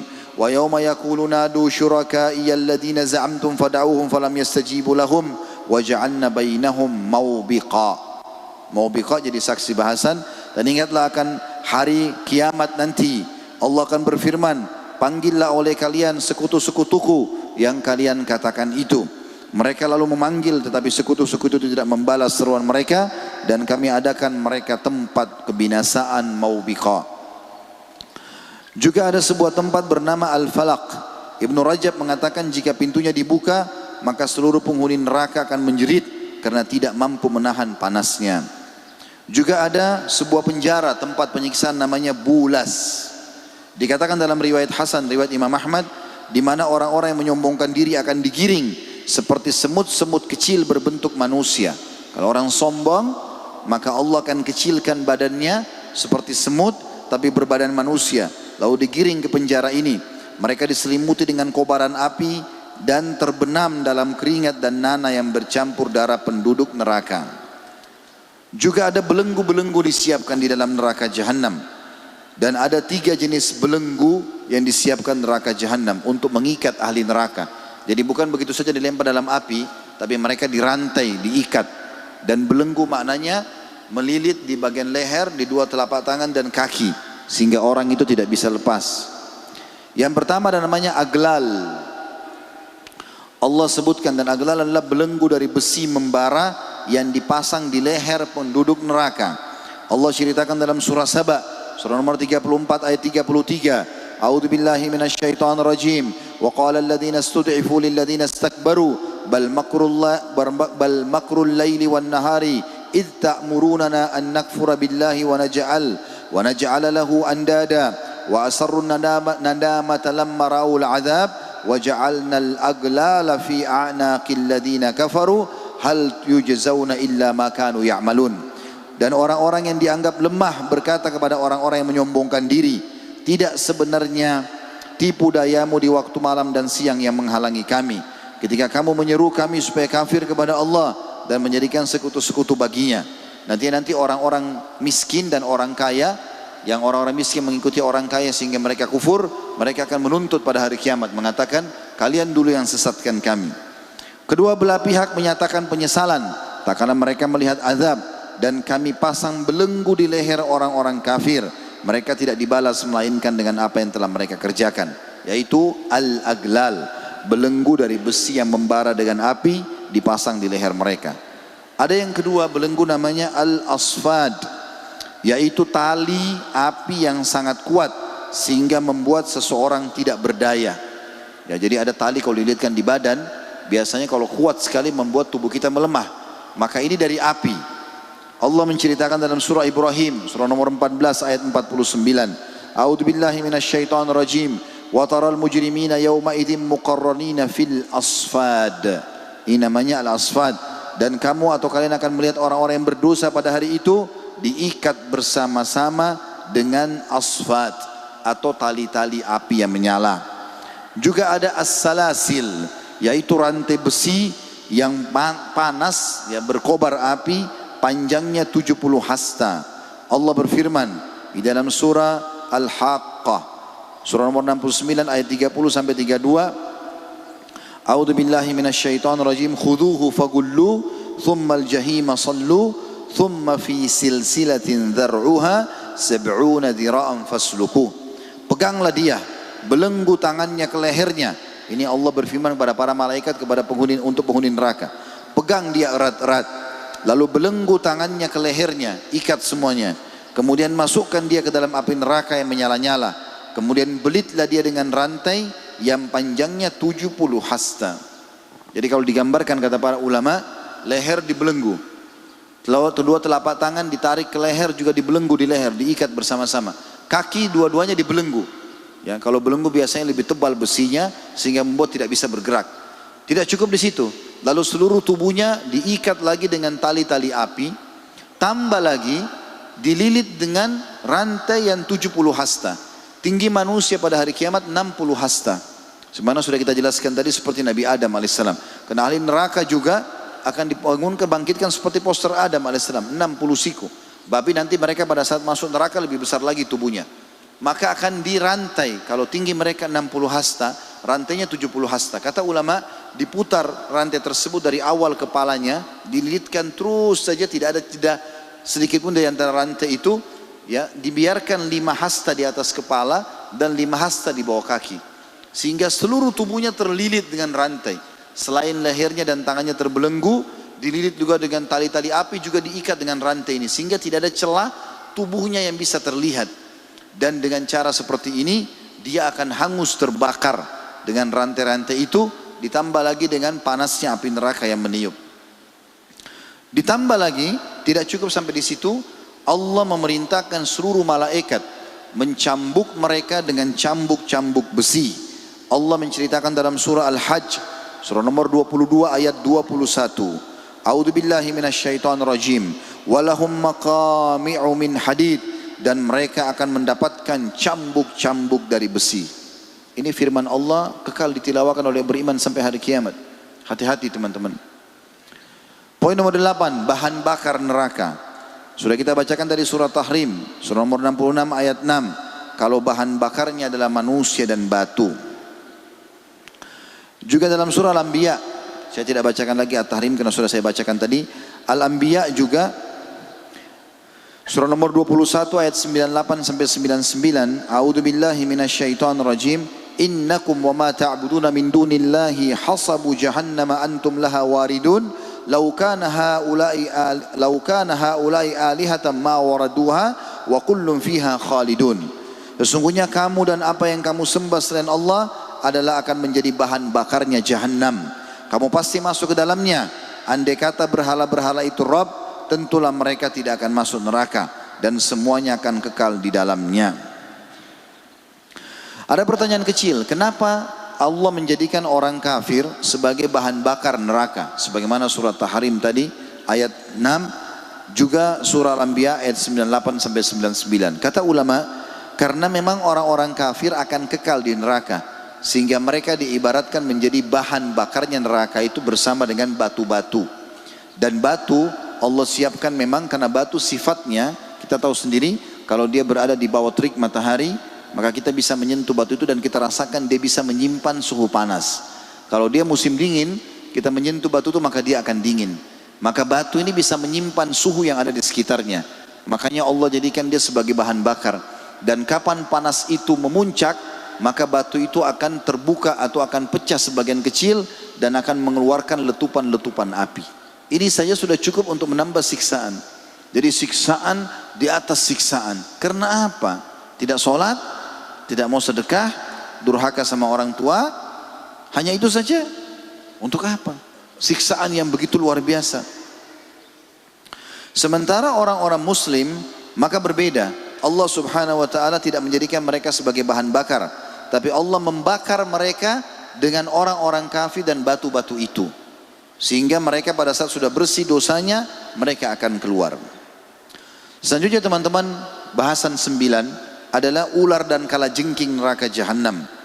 Di antara siksaan adalah adanya ular-ular dan kalajengking Jahannam yang akan menaring penduduk neraka dengan taringnya yang tajam dan besar. Allah sebutkan dalam surah An-Nahl, surah nomor 16 ayat 88 yang bunyinya, A'udzu billahi minasyaitonir rajim.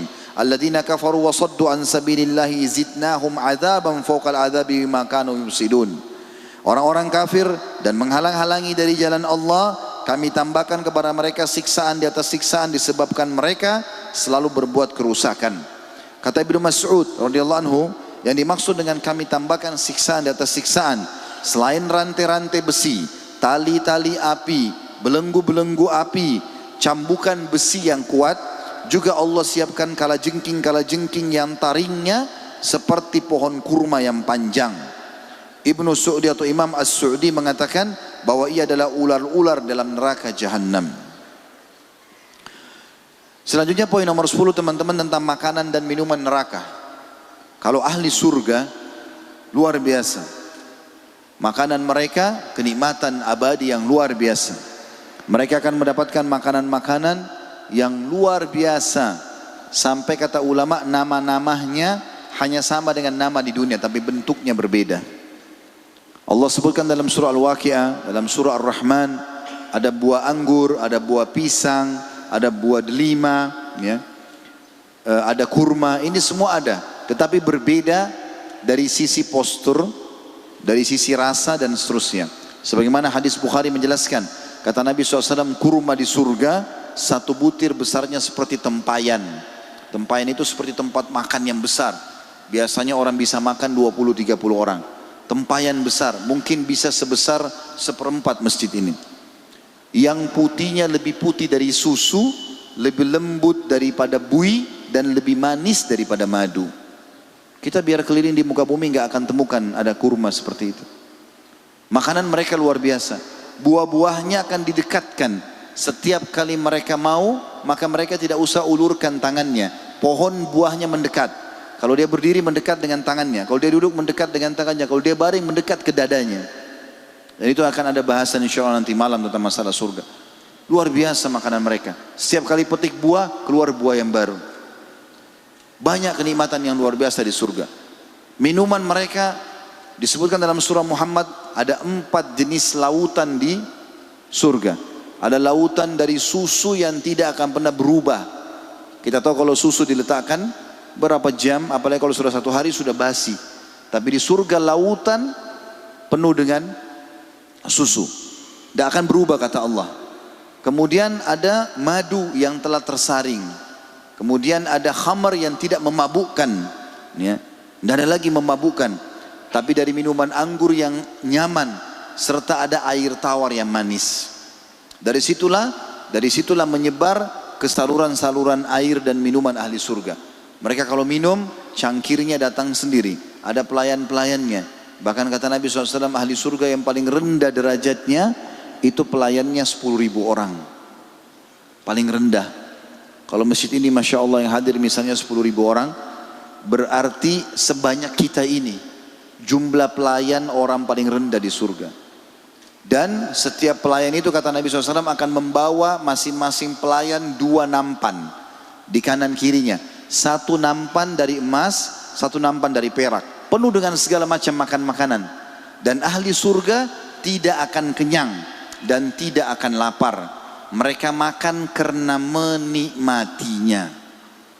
Kita kalau lagi tidak lapar, tidak kenyang, kita punya pilihan. Mau makan apa Pak, Ibu? Oh saya mau makan yang gurih, saya mau makan yang manis. Dia punya pilihan. Tapi kalau lapar, targetnya habisin makanan. Beda.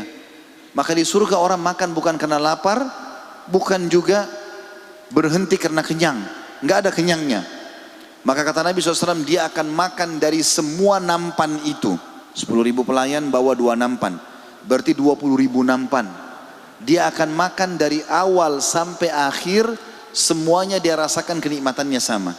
Kita biasanya kalau makan yang awal enak, lama-lama kalau sudah kenyang jadi sudah tidak nyaman atau kurang. Kenikmatannya bukan seperti waktu awal kita mencobanya gitu ya. Tapi di surga seperti itu.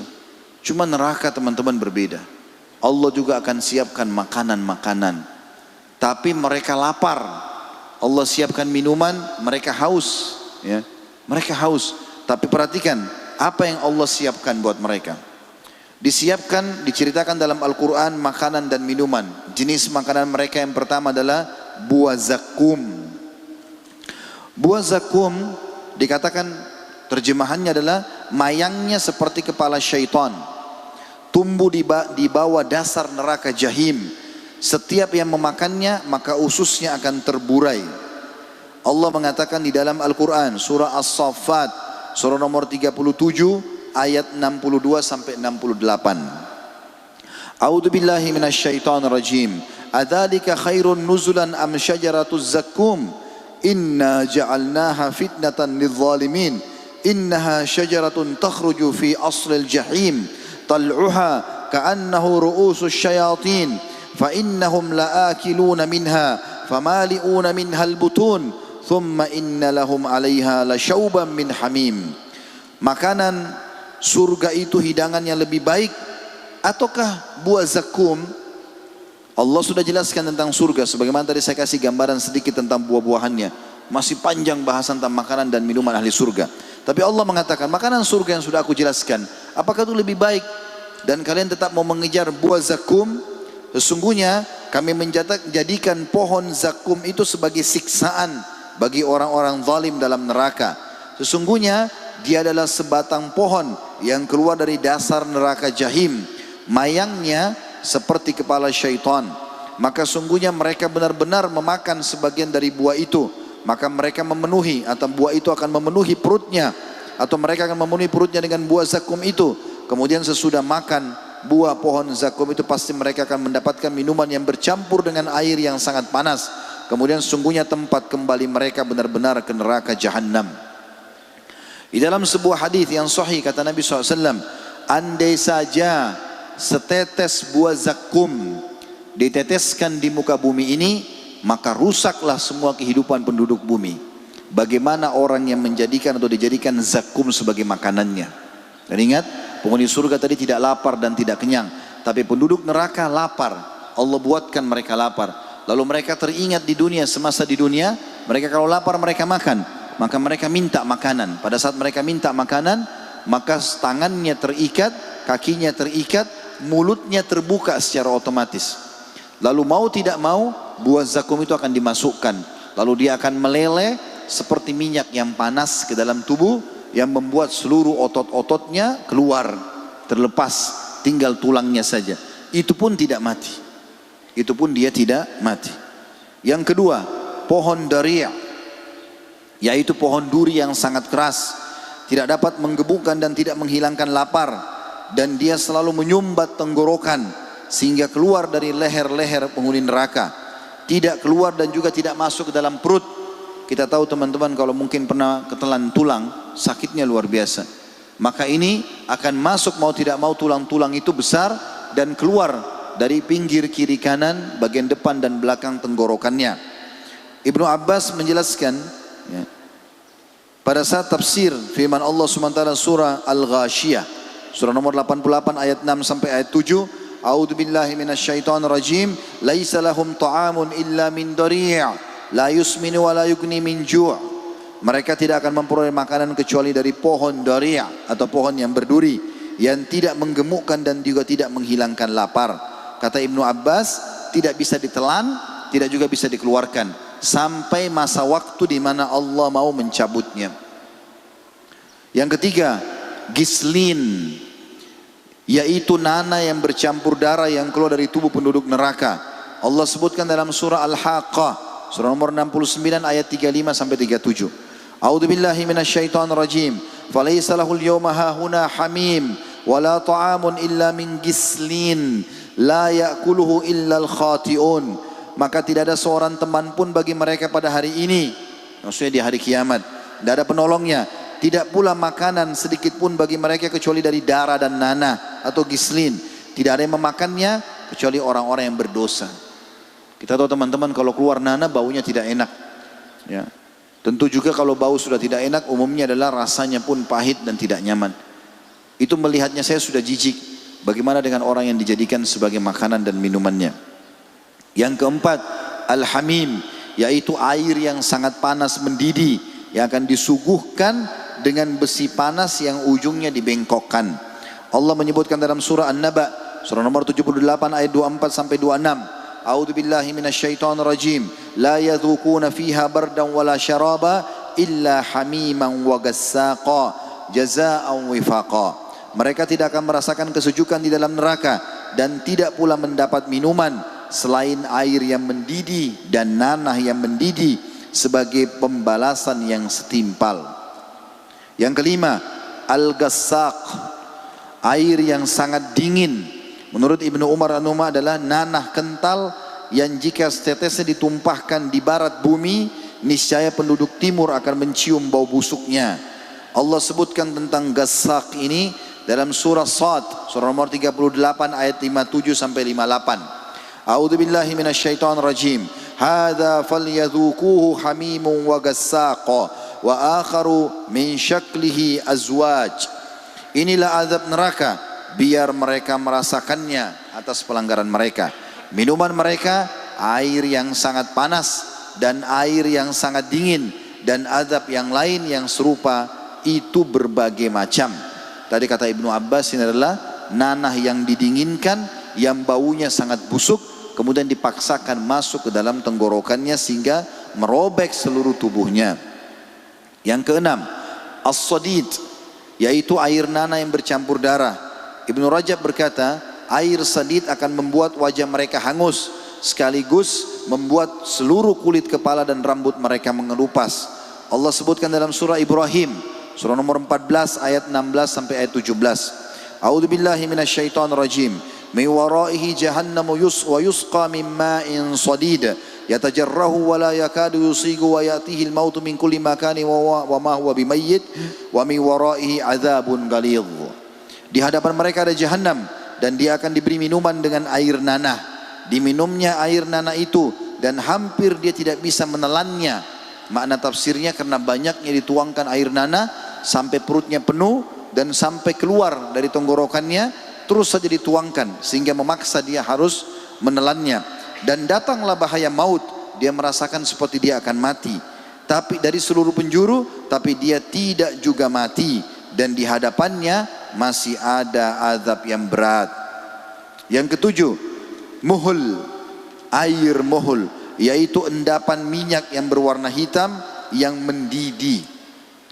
Allah berfirman dalam surah Ad-Dukhan, surah nomor 44 ayat 45 sampai 46. A'udzubillahi minasyaitonir rajim. Kal muhli yagli fil butun kagallil hamim. Kotoran minyak yang mendidih dalam perut seperti mendidihnya air yang sangat panas. Juga dalam surah Al-Kahfi surah nomor 18 ayat 29 Allah berfirman, A'udzubillahi minasyaitonir rajim wa qulil haqqu min rabbikum wa man syaa'a falyu'min wa man syaa'a falyakfur inna a'tadna lidh-dhalimina naran hata bihim suradikuha wa in yastaghithu yugathu bima'in kalmuhli yashwil wujuh bi'sasy syarabu wa sa'at murtafaqa.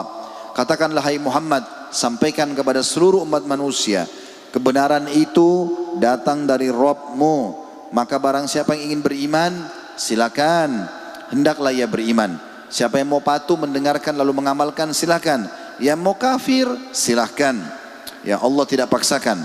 Sesungguhnya kami telah sediakan bagi orang-orang yang kafir dan zalim di neraka yang gejolaknya mengepung mereka, dan jika mereka meminta minum, niscaya mereka akan diberi minum dari air seperti besi yang mendidih yang menghanguskan muka mereka. Itulah minuman yang paling buruk dan tempat istirahat yang paling jelek.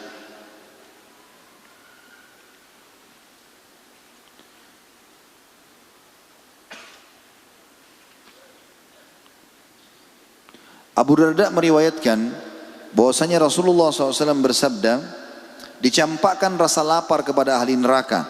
Kelaparan yang mereka rasai menyamai azab yang mereka alami dalam neraka. Lalu mereka menjerit meminta tolong, dan mereka pun diberikan dari' yang tidak menghilangkan kelaparan mereka. Lalu mereka menjerit meminta makanan, dan mereka pun dibawa makanan atau diberi makanan yang menyebabkan mereka tercekik. Mereka teringat kalau tercekik di dunia, mereka hilangkan dengan air. Mereka pun meminta air minuman. Lalu mereka diberi air yang sangat panas dengan besi-besi panjang yang berkepala sabit. Muka mereka hangus terbakar apabila air itu menghampiri mereka, serta segala isi perut mereka terputus apabila masuk ke dalam perut mereka. Allah mengharamkan teman-teman bagi ahli neraka, bahkan setetes air sejuk pun tidak dikasih.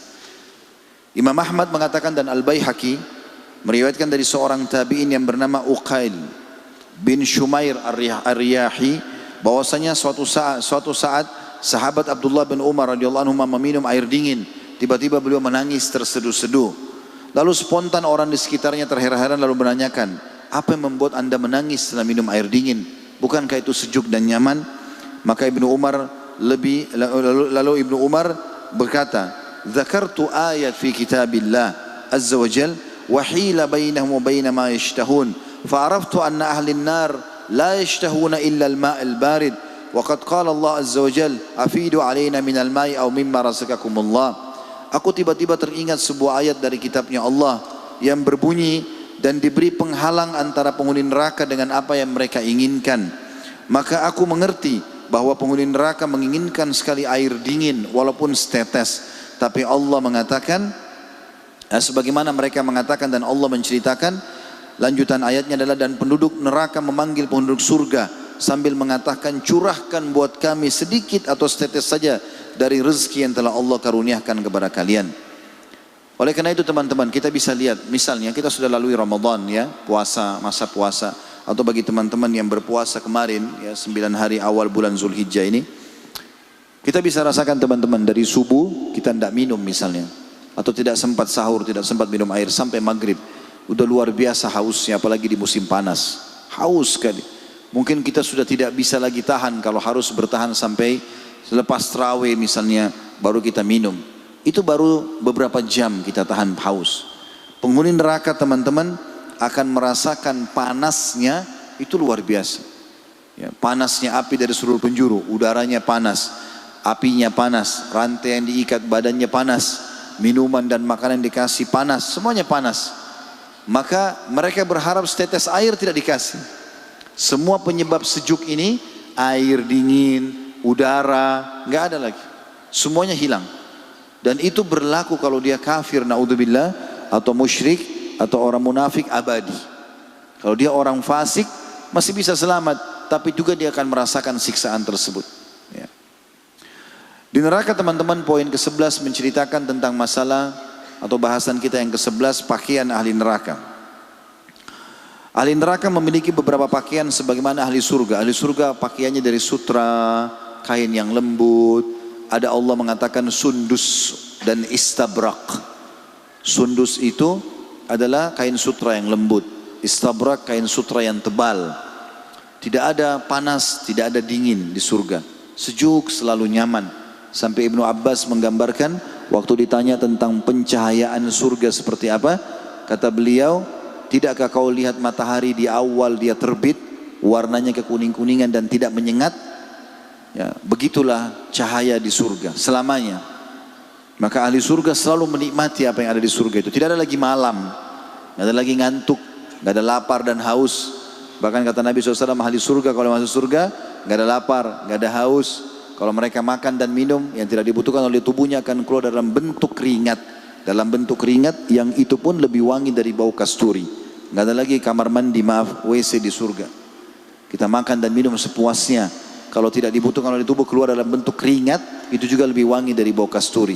Baju mereka tidak akan lusuh, umur mereka tidak akan berkurang. Terus begitu, kebahagiaan abadi. Tapi neraka teman-teman, naudzubillah, lawannya. Pakaian ahli neraka banyak sekali. Pakaian ini bukan untuk menghiasi tubuh mereka sebagaimana ahli surga, tapi akan merusak dan menambah azab. Ada yang membuat mereka melepuh, ada yang membuat mengkoyak-koyak daging mereka, menyobek-nyobek. Dalam sebuah atau dalam banyak ayat Al-Quran diantaranya pakaian disebutkan adalah qatiran, namanya qatiran, terbuat dari tembaga yang dilebur panas. Allah sebutkan dalam surah Ibrahim, atau ter ya kalau kita, pelengking. Surah Ibrahim surah nomor 14 ayat 49 sampai 50, Allah berfirman, A'udzubillahi minasyaitonir rajim. Wa taral mujrimina yawma idzin muqarrarina fil asfad sarabiluhum min qatirani wa taghsha wujuhahumun nar. Dan kamu akan melihat orang-orang yang berdosa pada hari itu diikat bersama-sama dengan belenggu, pakaian mereka dari pelengking atau ter yang panas yang membuat muka mereka ditutup oleh api neraka. Juga mereka akan diberikan mihad dan gawash, yaitu selimut dari api neraka. Allah sebutkan dalam surah Al-A'raf surah nomor 7 ayat 40 sampai 41. A'udzubillahi minasyaitonir rajim. Innal ladzina kadzdzabu biayatina wastakbaru anha la tufattahu lahum abwabus samai wa la yadkhuluna jannata hatta yalijal jamalu fi sammil khiyat wa kadzalika najzil mujrimin lahum min jahannama mihadun wa min fawqihim gawash wa kadzalika najzil zalimin. Sesungguhnya orang-orang yang mendustakan ayat-ayat kami dan menyombongkan diri terhadapnya, sekali-kali tidak akan dibukakan bagi mereka pintu-pintu langit, dan tidak pula mereka masuk ke dalam surga sampai unta bisa masuk ke dalam lubang jarum. artinya mustahil mereka masuk ke dalam surga. Demikianlah kami memberi pembalasan kepada orang-orang yang berbuat kejahatan. Mereka mempunyai tikar tidur dari api neraka dan di atas mereka ada selimut api neraka. Demikianlah kami memberi balasan kepada orang-orang zalim. Oleh karena itu teman-teman, diperhatikan baik-baik bagi orang yang mengalami kesedihan, misalnya ada keluarganya meninggal, kita harus tahu ada adab-adab syar'i. Di antara yang sangat dilarang adalah tidak boleh naihah. Naihah itu meratapi mayit. Meratapi itu seperti tarik-tarik rambut, memukul dada, robek-robek baju, merasa menyesal kenapa orang ini mati. Itu namanya meratapi. Ini dilarang, nggak boleh. Berhubungan dengan bahasan kita, perhatikan hadis sahih riwayat Muslim. Kata Nabi SAW, an-naihatu idza lam tatub qabla mautiha tuqamu yawmal qiyamati wa 'alaiha sirbalun min qatirani wa dir'un min jarab. Orang yang meratapi mayit dan meninggal sebelum bertaubat, artinya dia dulu tarik-tarik rambutnya, robek bajunya, menyesal-nyesal, kenapa dia mati, kenapa bukan saya, kenapa begini, kenapa begitu, dia masih muda dan seterusnya, dia menyesali kematian. Maka kalau dia tidak sempat taubat, akan diberi pakaian pada hari kiamat dari pakaian yang terbuat dari tembaga yang panas.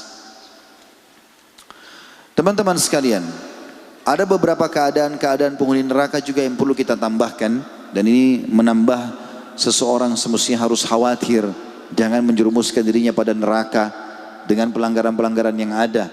Kalaupun sudah pernah melakukan, teman-teman, taubat. Taubat, ingat itu 6 huruf, taubat. Gampang, berapa menit, hadirkan hati, meninggalkan dosa itu seketika. Lagi berzina berhenti, lagi bohong berhenti, lagi riba berhenti, sesali, lalu janji sama Allah tidak ulangi. Berapa menit, insya Allah diterima sama Allah, asal dia ikhlas. Allah berikan solusi itu. Kalau tidak teman-teman, maka hati-hati, ancaman-ancaman. Di neraka, selain semua siksaan tadi, Allah masih menggambarkan juga kalau wajah ahli neraka cacat dan tubuh mereka semuanya terbakar hangus. Dan itu bisa disaksikan oleh ahli neraka yang lain, ya, sementara mereka dalam proses penyiksaan. Allah ceritakan dalam surah Al-Mu'minun, surah nomor 23 ayat 104. A'udzu billahi minasyaitonir rajim. Talfahu wujuhahumun naru wa hum fiha kalihun. Muka mereka dibakar dengan api dan mereka di dalam neraka itu dalam keadaan cacat. Dalam riwayat yang sahih, riwayat Imam Ahmad dan Tirmidzi, kata Nabi SAW, neraka membuat muka mereka buruk, bibir atas mereka mengkerut sampai ke bagian tengah kepala. Jadi saking panasnya api neraka, bibir bagian atasnya, naudzubillah, itu melebar sampai bisa kelipat ke setengah kepalanya. Dan bibir bagian bawahnya meleleh sampai tiba ke pusarnya. Yang kedua, setiap kulit mereka matang, terbakar, hangus, Allah ganti dengan kulit yang baru. Ya, jadi memang rasa sakit ada di kulit kita. Di bawah kulit ini ada urat-urat saraf. Kalau Allah sudah membakar kulit tersebut, maka Allah ganti dengan kulit yang baru. Terbakarnya siksaan, kembali disempurnakan juga siksaan. Jadi semuanya siksaan. Allah sebutkan dalam surah An-Nisa, surah nomor 4 ayat 56. A'udzu billahi minasyaitonir rajim. Innal ladzina kafaru bi ayatina sawfa nuslihim naran kullama nadijat juluduhum baddalnahum juludan ghairaha liyadhuqul adzab innallaha kana azizan hakima. Sesungguhnya orang-orang yang kafir kepada ayat-ayat kami diingatkan tidak mau dengar, kelak akan kami masukkan mereka ke dalam neraka. Setiap kali kulit mereka hangus, kami ganti kulit mereka dengan kulit yang lain supaya mereka merasakan azab. Sesungguhnya Allah Maha Perkasa lagi Maha Bijaksana. Dalam poin ini ada kisah teman-teman sekalian. Ada seorang spesialis kulit dari Muantai masuk Islam gara-gara ayat ini. Dia dokter spesialis kulit dan dia sudah profesor. Setiap tahun dia selalu mengadakan seminar khusus untuk dokter-dokter penyakit kulit.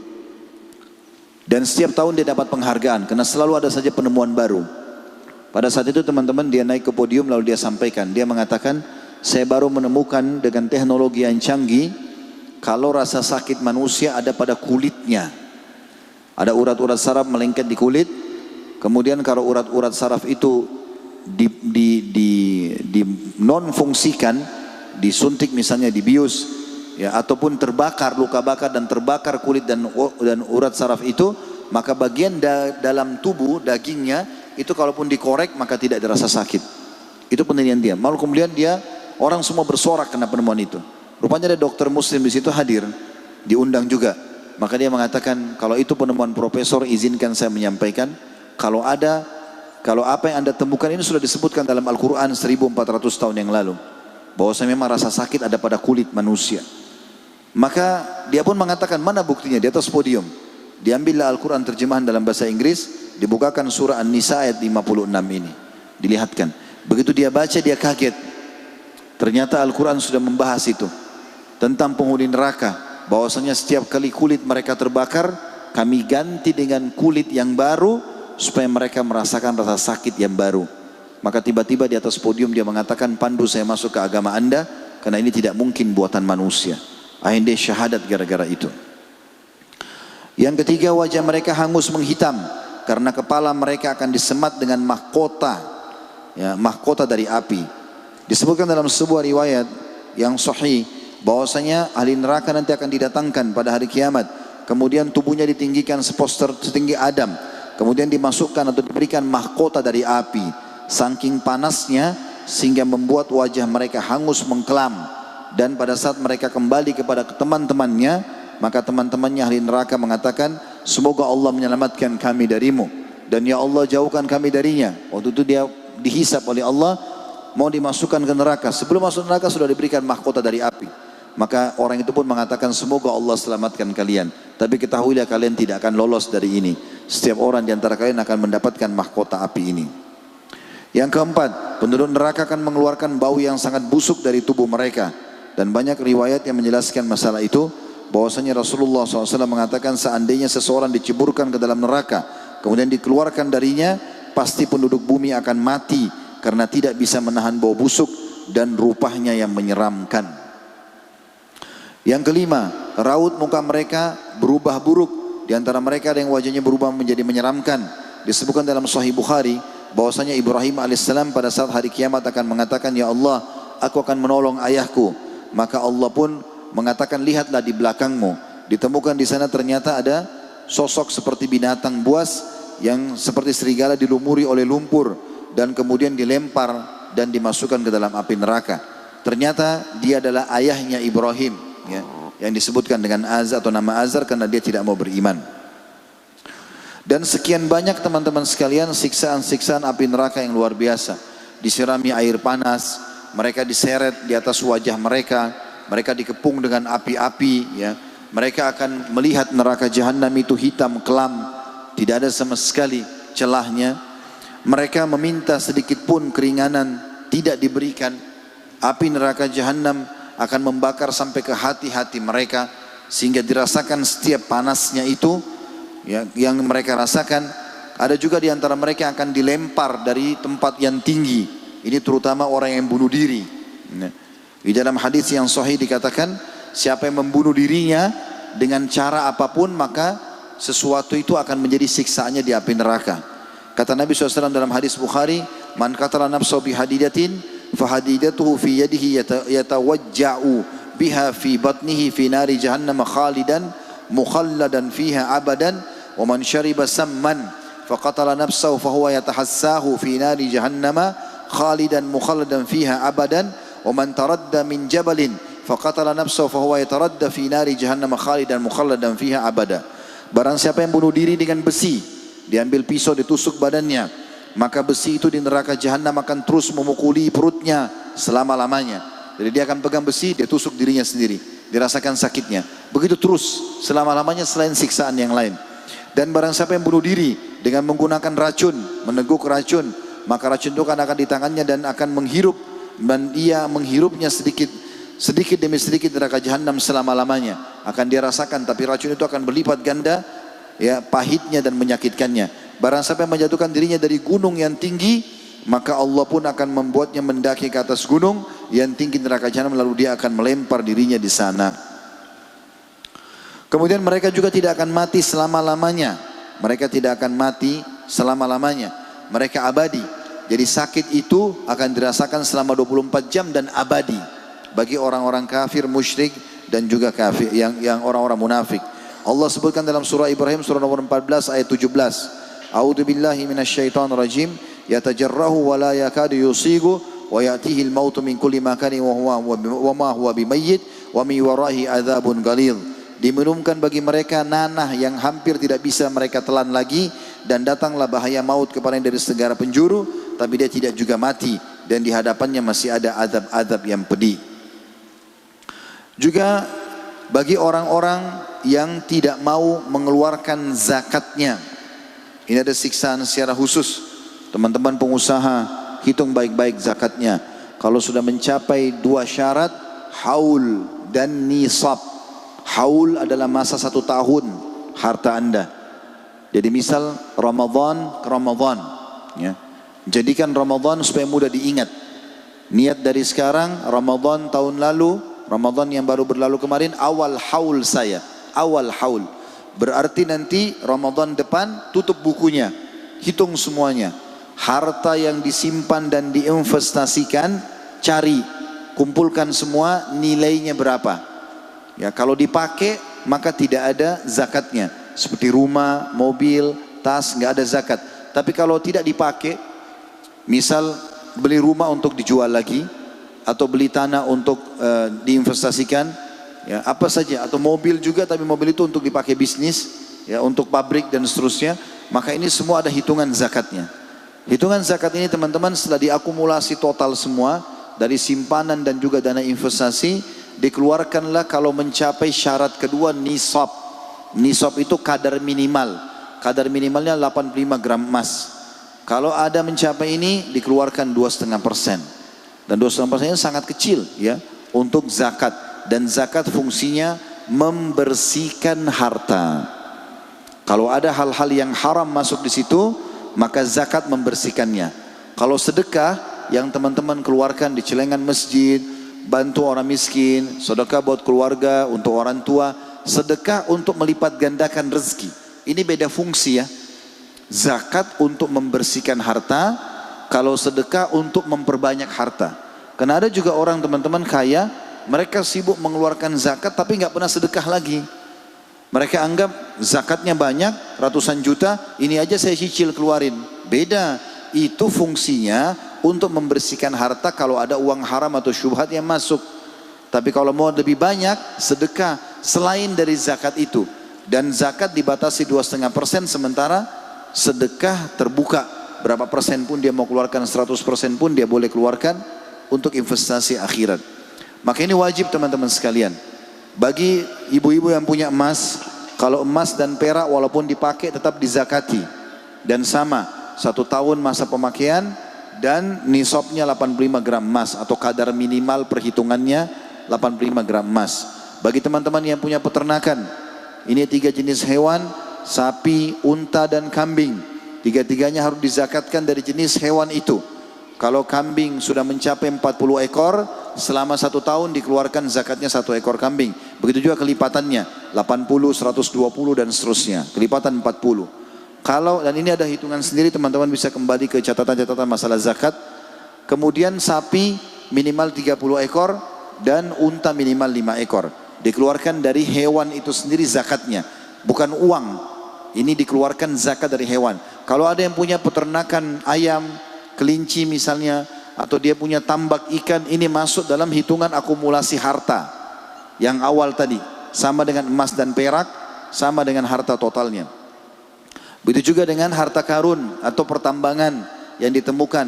Itu begitu ditemukan haulnya pada saat itu, dia wajib mengeluarkan 20%. Bagi teman-teman yang punya pertanian, maka itu ada zakatnya. Hati-hati, setiap kali panen, kalau mencapai 630 kilo atau 620 kilo dari hasil panen batas minimal, maka setiap kali panen dikeluarkan.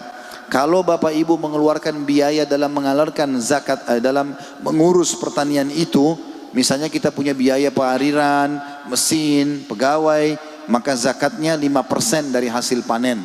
Kalau tidak, misalnya kita beli sebuah tanah, ada perkebunan di sana, kita nggak urus, hidup sendiri karena ada hujan, daerahnya suka turun hujan, datang setahun sekali panen saja, ini zakatnya 10%. Perhatikan baik-baik. Zakat ini teman-teman kalau tidak dilakukan, hati-hati. Allah berfirman, di dalam surah Al-Imran, surah nomor 3 ayat 180. A'udzu billahi minasyaitonir rajim. Wa la yahsabanna alladziina yabkhaluna bima aataahumullahu min fadlihi huwa khairan lahum, bal huwa syarrun lahum. Sayutawwaquna ma bakhilu bihi yaumal qiyamah. Walillahi miratsus samawati wal ard. Wallahu bima ta'maluna khabir. Sekali-kali janganlah orang-orang yang bakhil dengan harta yang Allah berikan kepada mereka dari karunia-Nya menyangka bahwa kebakhilan itu perhitungan tidak mau keluarin zakatnya, tidak mau sedekah baik bagi mereka. Sebenarnya kebakhilan atau kikir itu adalah buruk bagi mereka. Harta yang mereka bakhilkan itu akan dikalungkan kelak di lehernya pada hari kiamat. Dan kepunyaan Allah lah segala warisan yang ada di langit dan di bumi. Allah mengetahui dan apa-apa yang kalian kerjakan. Kata ulama tafsir, dimasukkan dikalungkan adalah dijelaskan dalam sebuah hadis yang sahih dalam riwayat Bukhari. Siapa yang tidak mengeluarkan zakatnya, maka hartanya itu akan berubah menjadi ular yang hitam dan bagian kepalanya terkelupas karena kerasnya bisanya, kemudian melilit badannya dari kaki sampai ke kepalanya, sampai ke lehernya, kemudian kepalanya ya dipatok-patok oleh ular tersebut sambil dia mengatakan, akulah hartamu, akulah simpananmu yang tidak kau keluarkan. Sementara kalau emas dan perak, maka akan dijadikan sebagai lempengan-lempengan emas yang panas, tembaga-tembaga, lalu disetrikakan di dahi mereka, di punggung mereka, dan juga di perut mereka. Dan ini juga dijelaskan dalam Al-Quran. Kemudian juga orang yang tidak mengeluarkan zakat, ya, hewan kurbannya, hewan ternaknya tadi juga sama. Akan didatangkan hewan-hewan tersebut pada hari kiamat. Kemudian semuanya utuh. Misal orang punya peternakan sapi atau kambing atau unta, 3 jenis ini tadi saya sudah sebutkan kadar-kadarnya harus dikeluarkan. Kalau tidak dikeluarkan, semua yang pernah dia jual, semua yang masih ada bersama dia atau yang dia wariskan kepada ahli warisnya nanti, kalau dia tidak pernah keluarkan zakatnya, akan didatangkan hari kiamat di sebuah lapangan yang luas. Dia ditidurkan, lalu hewan-hewan didatangkan semuanya utuh tanduknya, tajam, tidak ada yang bengkok, lalu semuanya kokoh dan kekar, lalu menginjak-injak dengan kakinya dan menyeruduk dengan tanduk dan menggigit dengan giginya. Setiap yang pertama sudah lewat sampai terakhir misalnya ribuan ekor, maka kembali lagi yang terakhir menginjak dia, menggigitnya, terus begitu sampai dibangkit atau sampai dimasukkan ke dalam neraka jahanam. Artinya disiksa di mahsyar sebelum masuk ke dalam neraka jahanam. Kata Nabi SAW dalam hadis sahih menggabungkan semua itu, hadis riwayat Imam Muslim, setiap pemilik emas dan perak yang tidak menunaikan haknya di hari kiamat nanti pasti dibentangkan untuknya lempengan dari api, lalu disetrikakan di tubuhnya di dalam neraka jahanam, lalu disetrikakan di pipinya, keningnya dan punggungnya. Setiap kali mendingin diulangi lagi, yakni pada hari kiamat yang ukuran harinya 50.000 tahun, hingga akan diputuskan hukuman bagi umat manusia. Artinya hukuman ini diberikan sebelum masuk ke neraka jahanam, sudah datang siksaan padanya. Lalu diperlihatkan jalannya, apakah ke surga atau ke neraka. Ada yang bertanya, bagaimana pemilik unta ya Rasulullah? Beliau bersabda sallallahu alaihi wasallam, demikian juga pemilik unta bila tidak menunaikan haknya, di antara haknya adalah zakat susunya pada waktu keluar, pasti pada hari kiamat nanti akan dibentangkan kepadanya tanah datar sehingga ia tidak kehilangan satu anak pun dari unta tersebut. Semuanya akan menginjak-injak pemiliknya dengan kaki-kaki mereka dan menggigitnya dengan mulut-mulut mereka. Setiap kali serombongan anak-anaknya lewat, segera kembali yang lainnya, yakni pada hari yang ukurannya 50.000 tahun, hingga selesai diputuskan hubungan para hamba, lalu diperlihatkan jalannya ke surga atau ke neraka. Lalu seseorang bertanya, wahai Rasulullah, bagaimana dengan pemilik sapi dan kambing? Beliau pun bersabda, para pemilik sapi dan kambing juga akan sama nasibnya dengan pemilik unta tadi.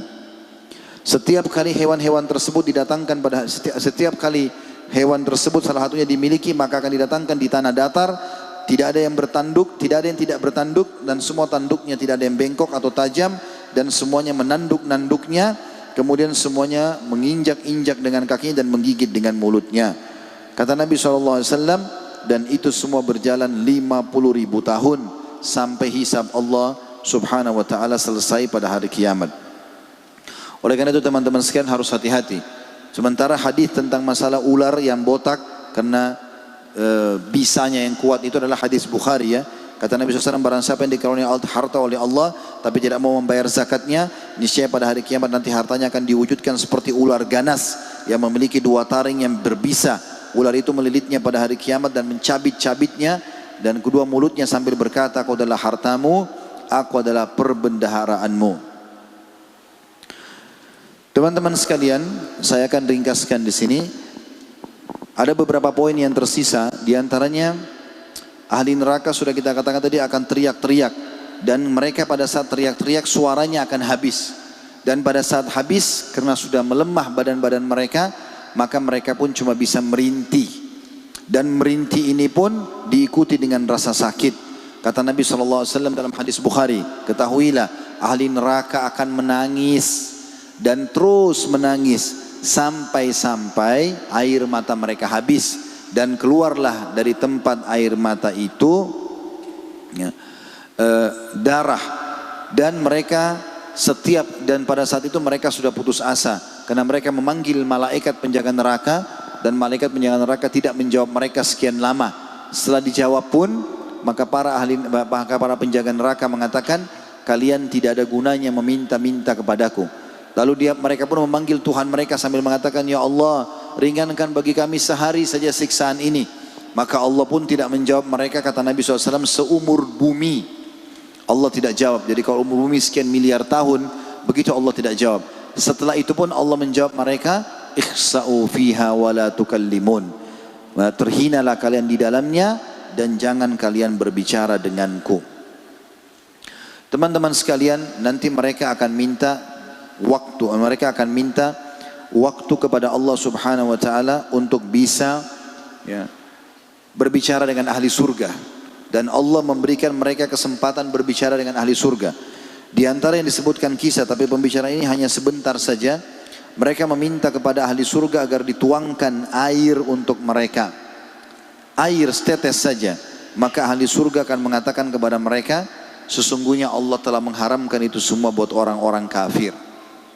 Begitu juga nanti mereka akan berbicara antara orang-orang kafir, munafik dan orang musyrik dengan orang-orang beriman tapi masuk ke dalam neraka. Ada orang-orang yang tidak sempat taubat masuk neraka. Maka pada saat itu pun mereka akan mengatakan, bukankah kalian orang-orang muslim? Maka si muslim-muslim ini mengatakan, iya benar, kami orang-orang muslim. Lalu kata mereka orang-orang kafir, Allah berikan kesempatan mereka berbicara. Mereka semua kumpul lalu mengatakan, berarti Islam kalian tidak bermanfaat buat kalian, toh kalian juga masuk neraka.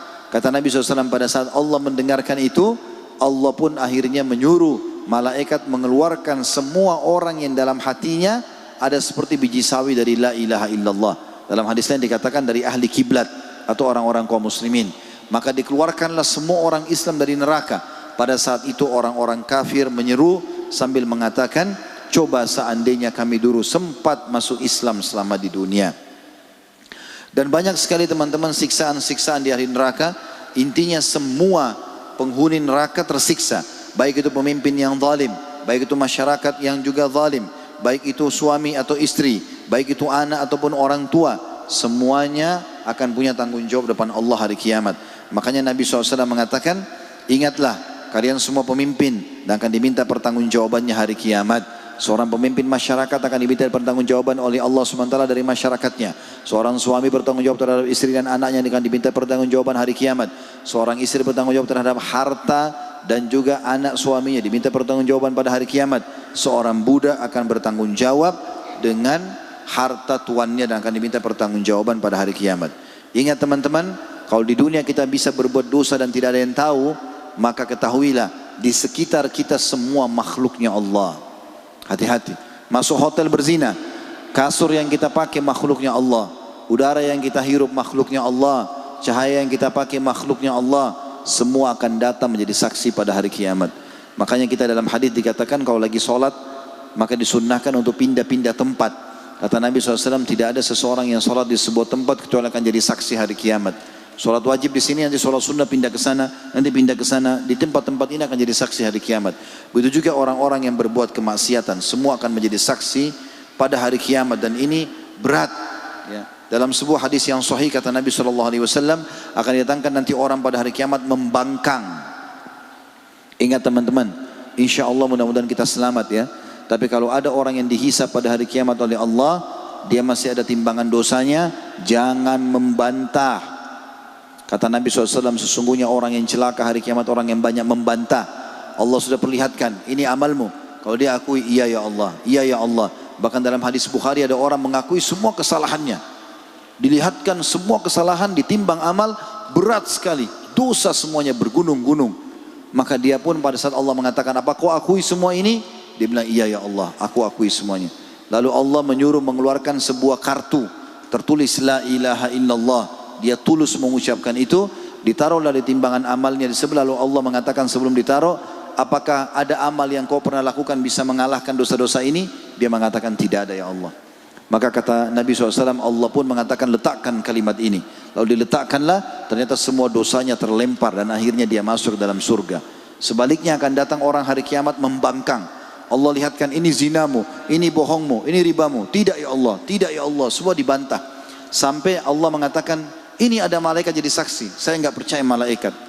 Kemudian ini buku amalmu, tidak percaya. Semua lokasi sekitarnya menjadi saksi, tidak percaya. Allah tanya, siapa yang kau percaya? Dia bilang, saya hanya percaya diri saya sendiri. Karena ingin menyelamatkan diri dari neraka. Maka Allah pun Azza wa Jalla pada saat itu menutup mulutnya dan membuat anggota tubuhnya berbicara. Matanya bilang, iya saya melakukan, saya melihat ya Allah. Lalu mata menceritakan histori pelanggarannya.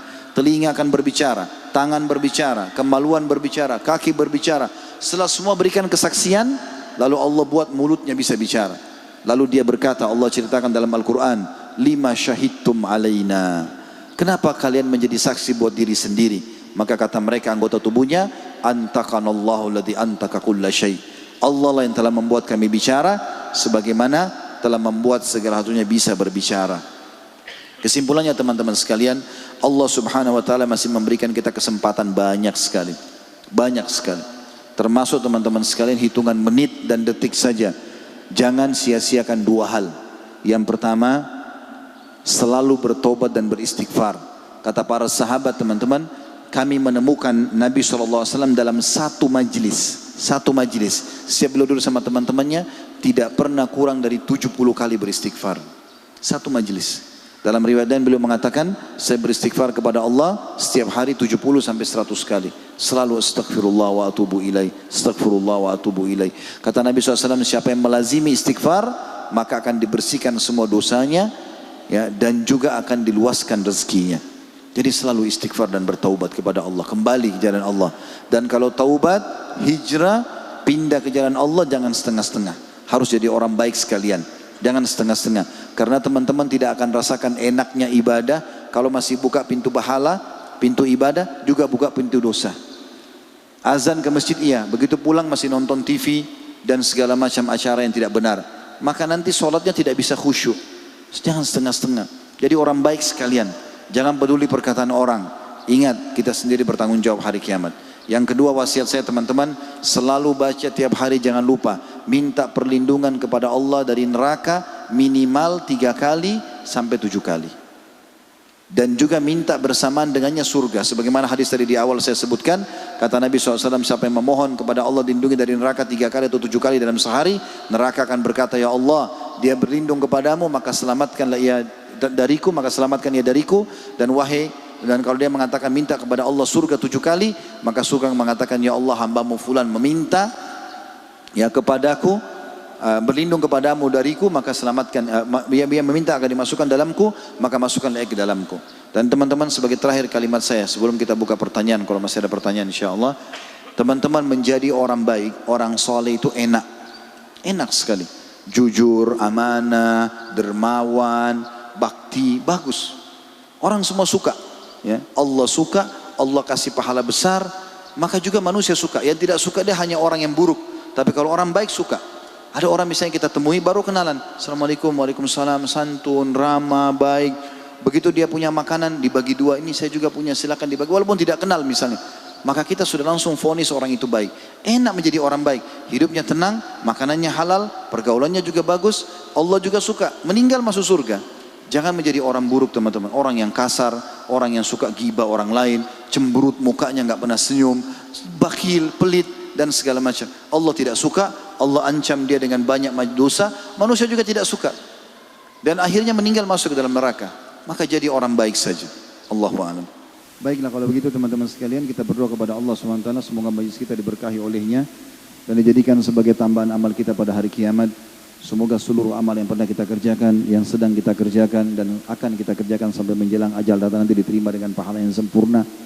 Dan semoga semua dosa yang pernah kita lakukan sengaja tidak sengaja, samar ataupun nyata, kecil ataupun besar, diganti oleh Allah dengan kemahamurahannya menjadi pahala. Juga kedua orang tua kita dan seluruh muslimin dan muslimat. Kita selalu berdoa untuk negara kita tercinta menjadi negara yang aman, tentram, damai. Seluruh umat Islam di bawah naungan ukhuwah Islamiyah. Dalam hal ibadah mereka kembali kepada Al-Quran dan Sunnah dan diangkat perselisihan di antara mereka. Dan semoga saja saudara-saudara kita di Lombok yang sedang tertimpa gempa dan bencana diberikan kesabaran oleh Allah Subhanahu Wa Taala dan diangkat musibah ini dari mereka. Serta juga mereka bisa menjadikan sebagai bahan muhasabah sehingga kembali lebih dekat kepada Allah Subhanahu Wa Taala. Dan semoga seluruh muslimin di Indonesia menjadikan itu sebagai ajang mereka mendapatkan pahala baik dengan bantuan harta atau bantuan jiwa dan juga dengan doa. Dan kami mohon kepadamu ya Allah agar Engkau mengamanahkan kami pemimpin yang adil, yang muslim, yang kembali kepada Al-Quran dan Sunnah, dan juga Engkau lunasi seluruh utang negara kami dan membukakan seluruh rezeki dari seluruh penjuru negeri ini. Dan juga kami mohon kepadamu ya Allah, tolong saudara kami di Palestina, di Syria, di Yaman, di Irak, di Myanmar, di Ahsa, dimanapun mereka berada sedang tertindas. Semoga Engkau ikhlaskan niat mereka, terima para syuhada mereka, muliakan Islam di tangan mereka dan tangan kami semua, serta ikut sertakan kami bersama mereka di pahala, baik dengan doa, dengan harta, juga dengan jiwa kami. Dan ya Allah kami mohon dengan kemahamurahan-Mu dan rahmat-Mu yang luas, agar Engkau menyatukan kami semua di surga Firdaus-Mu tanpa hisab, mana Engkau satukan kami di majlis yang mulia ini. Subhanakallahumma bihamdika, asyhadu an la ilaha illa anta astaghfiruka wa atubu ilaik. Wassalamualaikum warahmatullahi wabarakatuh.